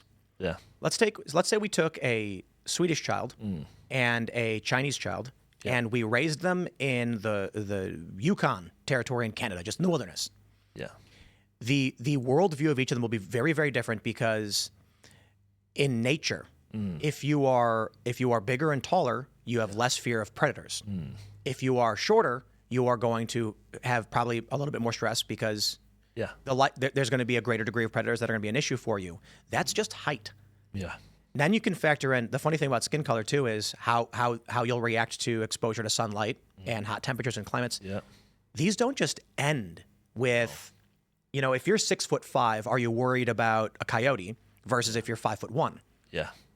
Shorter guy's going to be much more worried about that coyote than the tall guy is, even though to a certain degree, this is going to inform how you handle your governance. Yeah. You get a society of people who are all, even though if the women on average are 6'3", and the men are 6'5", they're going to be like, we don't need any laws governing the coyote problem. Yeah. We just kick them. Yeah. But if you get a culture that's shorter, they're going to be like, coyotes are banned. No pets are allowed. And now you see how these things inform culture where, for whatever reason, we're seeing a lot of Muslims try to ban dogs. Yeah. There's a racial component to the development of cultures and the perception of the world that is being largely denied. Yeah. It is, yeah. And by ignoring it or pretending it's not there, you're doing nobody any favors. I think it'd be much better. Like it's at the end of the day, it's just information.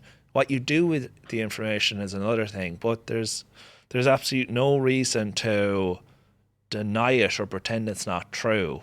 People go, these like IQ is a big thing that is tied to genetics. 80% of IQ into adulthood is linked to your genes. Is that a bell curve citation, or is that? I believe it's a lot of studies show that like it's more variable when you're younger, but as you grow up, it cements itself more to genetics. But it changes when you're younger. People go, the IQ tests are wrong or they don't actually measure it. Anyone is allowed to come up with an IQ test if they want. And the best IQ test, this is the way science works, will win out. If you come up with one that correlates to how well you do in school, correlates to how well you do in these studies, and it's very good, it'll be the one that's used. Like these to pretend that they're used to push people down or to discriminate is completely wrong. Oh yeah. We had this issue in Chicago. There was I can't remember the full details because I was a little kid, but there was like a performance test for a promotion in public services, and it was deemed racist because black people weren't passing it, and they argued it was made by white people, therefore it was made intentionally to, and it's just like, okay, no. They try to come up with every excuse in the book that they say, it's poverty, it's otherwise, it's things like this that inform. And then you get the book, The Bell Curve, which I'm sure you're familiar with, right? And that for those that are not familiar, when I said is that a bell curve citation, I'm referring to this book. Yeah. There were two authors, but nobody ever remembers the second guy. They only remember Charles Murray. Yeah. Did you know that he lives around here? Does he? Yeah, he actually plays. I don't know if they're gonna get mad that I say this, but he wrote an op-ed. He plays poker all the time at our local poker room. Okay. And the local guys don't know how famous he is. Yeah. He's just an old man who plays poker, and everybody knows him as Chuck or something. And but he writes this book where he's like, they did the research across accounting for socioeconomic status, education. They find unique bell curves among different racial groups. Yeah, it's what I am not interested in is denying reality for the purpose of politics. Yeah, I'm the same. And like they do with this stuff, the way he approached it at the start of the chapter, he's very fair with it. He just says this is what it is. We're not trying to put anyone down. We're not trying to say anything. This is just what we found. And then to say, socioeconomic factors play a role. And of course, like if you're not getting the right nutrition, of course it will affect it. But most people, like in the West, we're not malnourished, we're fine. Where was that? Genetics. Malnourishment, poverty, the IQ is tied to your socioeconomics. Like, so the smarter you are, the better you do in school, the better you do in the job market. And then, we're trying to pretend it's just socioeconomic, but then it's the other way around. The studies find that a person of high IQ. Yeah. So here's what you get from the left. They say, no, it's not fair. If someone's poor, their IQ will be lower. Yeah. And when you start off with going to a poor person and then doing an IQ test and you find their IQ is lower, and then you go to a wealthy person and you find their IQ is higher, the left says, see, this proves it. Yeah. It proves that having wealth and access. Spot on. However, Yeah. when they do the long-term studies, what do they find? At a young age, when people are in similar, you take 10 kids in the same neighborhood and you IQ test them. Yeah. One kid's 100, one kid's 110, one kid's 120. Yeah. 10 years later, what do you find? Yeah. From the same neighborhood with the same level of wealth Yeah. in their families, the guy at 120 is now a millionaire. Yeah. The guy at 110 makes 200,000 and the guy at 100 is making 70. Yeah. So the left wants to play this game that it's not real, or they invert everything. Spot on. Yeah. Then there was crime also plays a role in this too. I'm sure you're familiar with all the stuff that Yeah. they say, crime is because of poverty. And in fact, the inverse is true. fact, yeah. Poverty is because of crime. Yeah. So if I suppose the question that I have for you is, well, what do you do as a society? There's two questions here. The first is, Ireland is, they say a nation. I always confuse it. But a nation is its people and its borders. Yeah. A country is a border with a government. Ireland is a nation of the Irish, made by the Irish for the Irish, Yep. and there have always been in every country, spatterings of people who are not citizens or who are immigrants. Yeah. What do you? There's like 17 questions I have to get through and to make this. But the idea is like, what do you do government-wise Yeah. when you are saying to this young Somali woman who won this, Yeah. Irish thing, how do you get back to being a nation of the Irish? Do you expel people who are not ethnically Irish? Do you block them from coming in? The big challenge seems to be, we don't want to discriminate against an individual who has done nothing wrong, who's a good person and tries to be a good citizen and adhere to the laws and the cultures. But at the same time, there is, genetics plays a role in how our cultures form and our governance and what it means to be a nation. How do you solve for this? What do you do? Yeah. Well, I would say it's just a reversal of the trends. Like, we're moving in a direction where there's less Irish people by percent. All we need to do essentially is turn that around and move in a direction where Irish people are increasing by percent. You don't have to do this big drastic act starting off. You just have to reverse that trend, and essentially you could just reduce immigration coming in. You can put in policies that promote people having kids, make people like, I think if a young couple have a nest or a home to call their own, their spare bedrooms there, they're going to fill it up a lot of the time, and if they can afford it. The problem is that's not even available to them. But you just move in a direction where, first of all, I'd get rid of anyone that's foreign that's committed a crime, gone. Anyone that's foreign that hasn't assimilated or is acting aggressive towards the people and the state, they're gone as well. You then reduce immigration. I would say, only take in high-skilled labour. If there is labour shortages, you can take in people. They can fill those labour shortages. Doesn't mean you offer them citizenship. They come, they work, they make good money, they bring that home with them, and they, they buy a house back home, whichever. You slowly keep doing that, and you put in rules where there's no, foreign practices. So I would include kosher and halal slaughter with that, and ban the burqa, do all this stuff, and slowly what you're going to have is a reversal of the trends. Ban the burqa. It's interesting. I feel like our countries are unwilling to assert their cultural traditions. It's so silly. I think Sweden has. I don't know if Sweden has done it, but one of the European countries has just. It could be Denmark. Just banned it outright. Yeah, yep. Why wouldn't you? Yep. Nope. Not interested. Yeah. It's fascinating. This and it's largely of the left. They argue that white people have no culture. Yeah, shocking. Yeah. And I'm like, well, they play this semantic game where they say white is not a thing. Yeah. German is a thing. Irish is a thing. And I'm like, well, you don't respect them individually either. Yeah. I think Justin Trudeau said Canada has no culture. And I'm Did he like, say that? That's I think that was Trudeau. I could be wrong. I hate to misquote people. Yeah. Let me make sure I'm right on that one. wasn't that shocking for the Prime Minister, ex-Prime Minister, to come out and say that? It's just a self-hatred, and He said they have no core identity or single mainstream culture, calling it the world's first post-national state. And that is absolutely insane to me, yeah, right? yeah. Let me pull this article. I was trying to make sure that That's like Trump coming prove out it. and saying America has no culture. Shocking. he said there is no core identity, no mainstream in Canada. Yeah, because they intentionally destroyed it. Yeah. Everybody knows that Canada has maple syrup. They have poutine. You know what poutine is? Is that potato alcohol, is it? French fries with cheese curds and gravy on top. Oh, different. I don't And know. Poutine, I think that's what we call it. what is that? Alcohol. Oh, It's like moonshine. yeah. No. It's made from potatoes or I think so, yeah. I think it's meant for potatoes. moonshine. I meant We know what that is. Yeah. They got that out in the country here. Canada has a culture. Yeah, of course. They have what are A?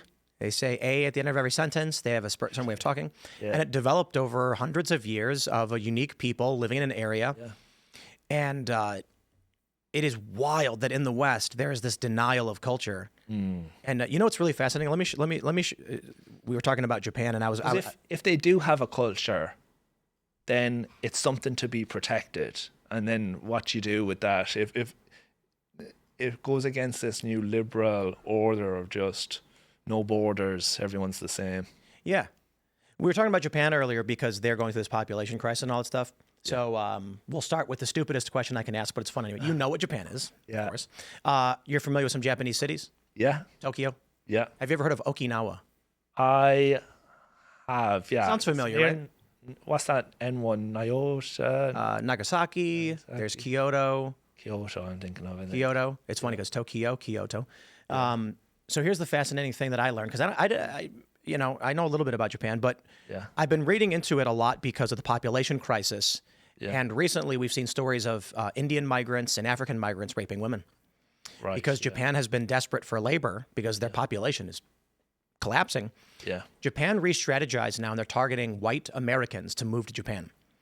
And so they are promoting these videos where you'll see like a 26-year-old hippie dude from America wearing crystals. Yeah. And he'll post a video on Instagram where he's like, this is the day in the life of riding to my countryside Japanese home. He's like, I wake up in the morning, and he's like a surfer dude with long hair and a crystal on his neck. And he's like, I bought this 5-bedroom house for $25,000.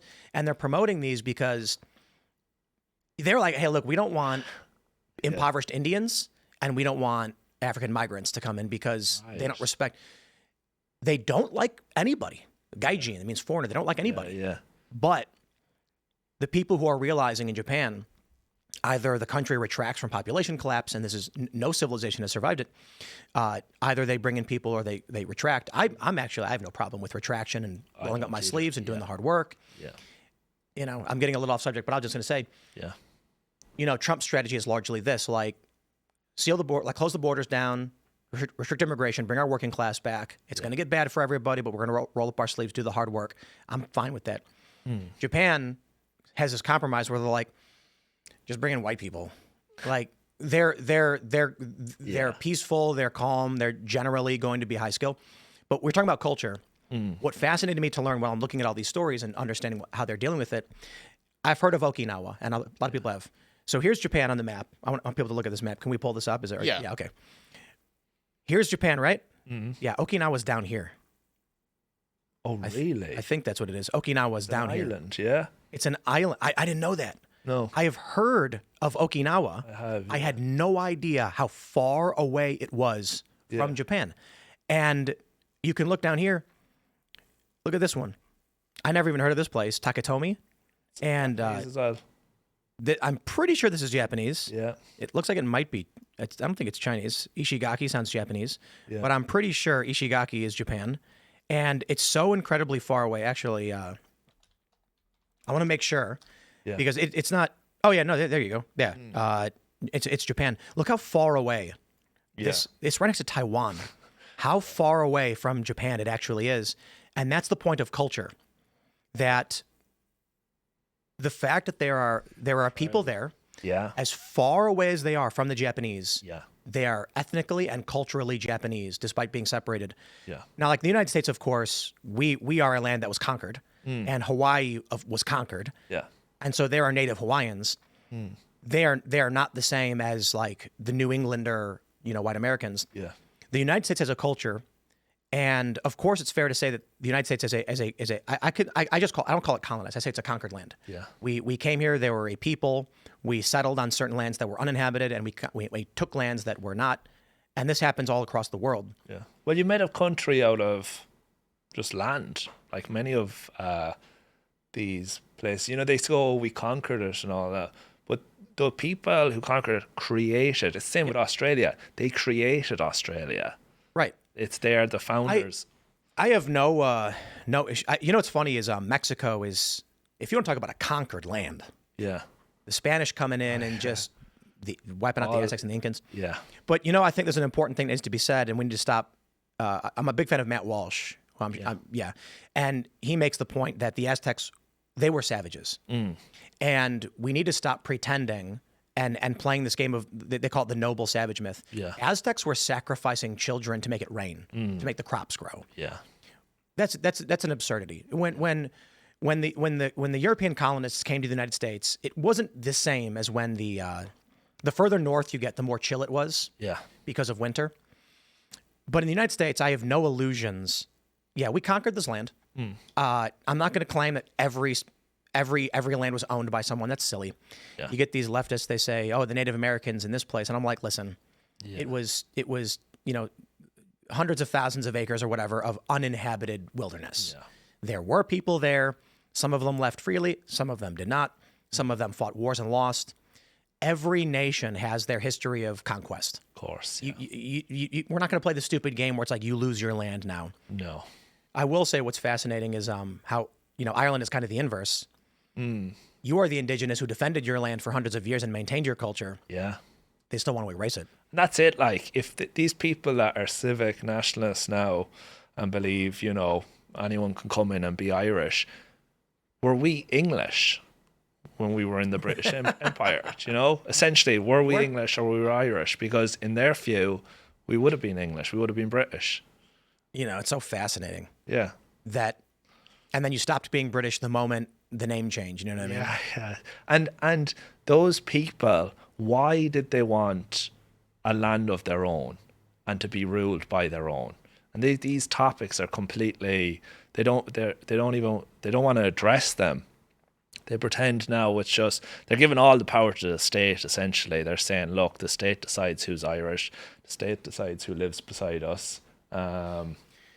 What's really funny is I wonder if this has been done. You can make a video where you line up like 5 people, and then Irish, is it? and you ask them who's the Irishman, and then it's like you get a Norwegian, you get an American who is 100% Irish, like second or third generation, and then you get a Somali born in Ireland, and you ask the question. And the funny thing is, the left is gonna They wouldn't answer. They're too scared. They know. I think if you go to a small town with pride flags everywhere, and you said, you'd have to approach it in an interesting way. You'd have to be like, hey, we're doing trivia for, it's $100. It's a game show. You ask them, because you can't just walk into it. Otherwise they'll get you. You ask them a question like, what is the capital of the state of Illinois? And they'll be like, oh man, for $100, it's Springfield. Oh, you win. And then you'll be like, what nation is to the west of Great Britain, and actually shares a border? And then they'll be like, Ireland. They'll be like, you're correct. Okay, now here's the next one. Here's a picture. Which one is the Irish person? See what they're going to say? They're going to point to the white person. Yeah. They're going to be like, you have a Chinese guy. Yeah. You have a Somali person, and then you get an American-born white Irish, and then you have the Somali who's born in Ireland of Irish citizenship. And then watch them all pick the white American. Oh, I'm sorry, that's an American. Yeah, why didn't you? Why did you think that? Exactly. Catch them out. Yeah, it's shocking. Their whole worldview doesn't make any sense. We've gone from a man is a woman to now to essentially now a Somalian is an Irish person, or even Congolese, wherever It's just and the fact that you have to defend this or argue it. Well, let's we have a few minutes left. I'll just ask you why should there be a country for Irish people? Well, why should there should be a country? Because I believe people deserve a homeland to call their own, to be surrounded by their own people and ruled by their own. This a problem nowadays is boomers with an ideology that they grew up in a classroom surrounded by people like them. Same traditions, same customs, same backgrounds, all came from the same place. They're denying that same right to future generations, pretending as if it means nothing.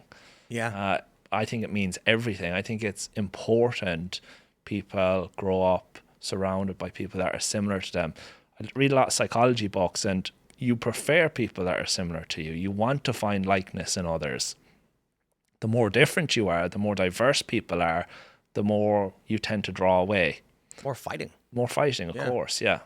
So I think I think we call it the Davos group, right? This powerful international elites, millionaires, billionaires, whatever you want to call them. Their view is, they probably agree with you that in a place like Ireland with so many people who are ethnically Irish, they're going to want to be around each other. Yeah, if we get rid of that, we get rid of conflict, right? If we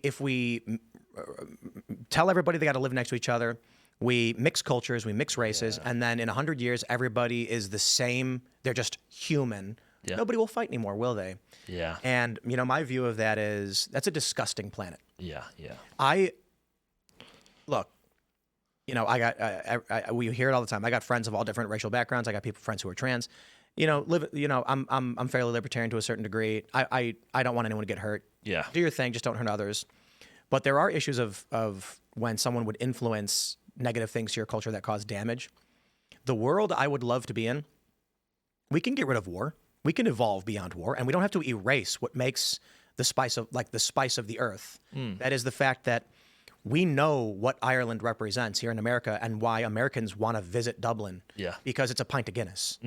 And we have a facsimile that is not the same, and we know it.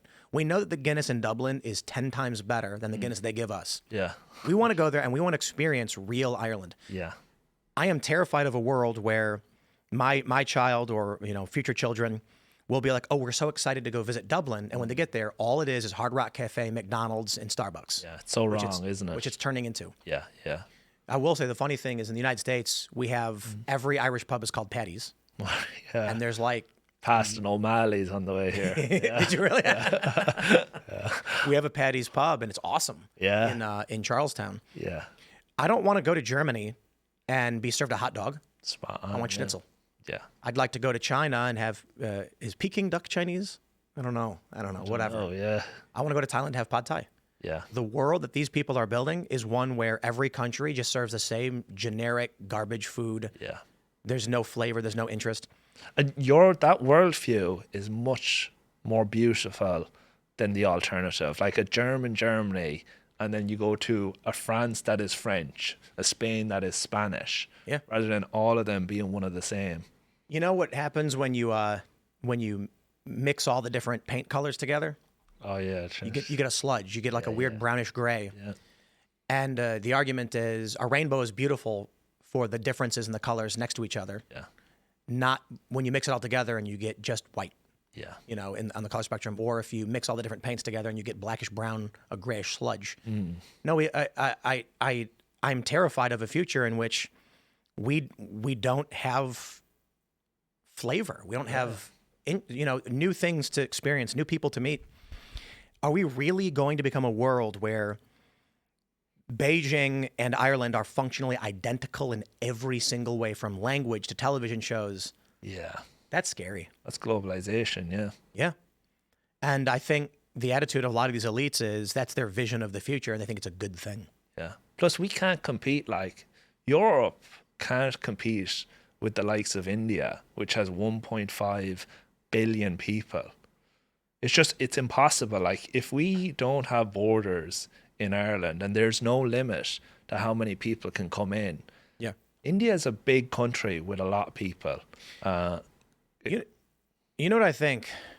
Yeah. This all just comes down to everyone's got to have more babies. And I understand easier said than done. But when women have lots of kids, and men and women have kids, the voting priorities become for those kids. And I think that's why I say they, but like powerful media, political interests are trying to tell women not to have children, using social media to do so. In the United States, the data shows that women with children vote Republican. Yeah. Because the Republican ideology is your kids will be safe, they'll have a better life, and the Democrat is you can party. Yeah. I don't know how we reverse that, but I will say it does feel like we are kind of. There was I think in Europe, correct me if I'm wrong, but there's been a big shift towards curtailing a lot of this mass migration now. We've seen it for a while, but now it seems to be getting more prominent. Yeah, like Austria's far right party, I shouldn't even call them far right party, are pulling Moderate conservative party. are pulling at 40%. Even in Ireland, like the biggest problem with Ireland is there's a lot of people on the right that want to stop immigration. We just don't have the political vehicle yet. There's very bad organisation, and there's no representation. And that's it's causing a lot of, people we call it politically homeless. Right. They have no one to go to. Wow. In Ireland. So, That's pretty wild that yeah. For a country that fought so hard for an Irish identity, for independence, for a nation, to not have a political party that represents the interests of the Irish is weird. It's very strange. Our main parties, a girl called Helen McCarthy, this is the way it's gone. Like everyone else, a lot of the Northern European countries now are going back on gender identity. Yeah. We're speeding up on it. Like, really? Yeah. Helen McCarthy was the Minister for Children and Youth. She introduced a whole new curriculum teaching young kids about gender identity. There's a book called Busybodies, which was introduced by the HSE, and that tells 8 to 12-year-olds your sex could be male or female, but you ever feel like, you're not a girl, you're not a boy, and it's teaching these to kids. Her husband, which is crazy, sits on the board of AbbVie as the director of market access, and they do puberty blocking hormones. Yeah. And this is so. I thought in the West, like we were just winning this one. Like it was, Yeah, thought so. I thought you'd think it was over. In Ireland, they're like playing catch up from 2020 ideology. It's very strange. They were at a Pride festival there this week. We're just about at time, but one last question for you. Do you ever think you think Irish reunification is a thing that'll happen, or is it largely a moot point at this point because you can freely travel and? Yeah, no, I definitely think it's possible. I think if we had good governance in Ireland and we were strict on immigration, we prioritised our own people, I think it would be much more likely to see a united Ireland, because Northern Ireland would look at us and say, I want a bit of that. I actually think the migration issue may be the biggest catalyst for what reunifies Ireland. 100%. If we can sort the migration issue and prioritize our own people, I can see people in the north voting to. It's pretty weird. Yeah. Hundreds of years of conflict and ideological, violence, and then the Irish and the Northern Irish are. Do they call themselves the Northern Irish, or what do they say? They do. British. Yeah. British, they just look at each other and they're like, we're not so different, huh?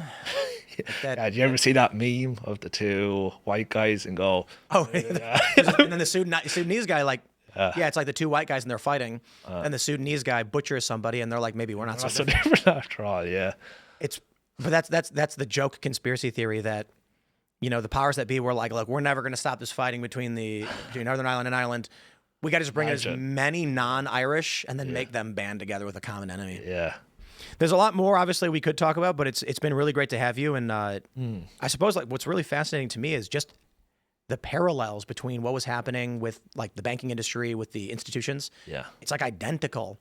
Yeah. And it just, it's on purpose, right? There's no way these same things happened in both our countries with the same results and the same solutions unless somebody said, we're going to do this. Yeah.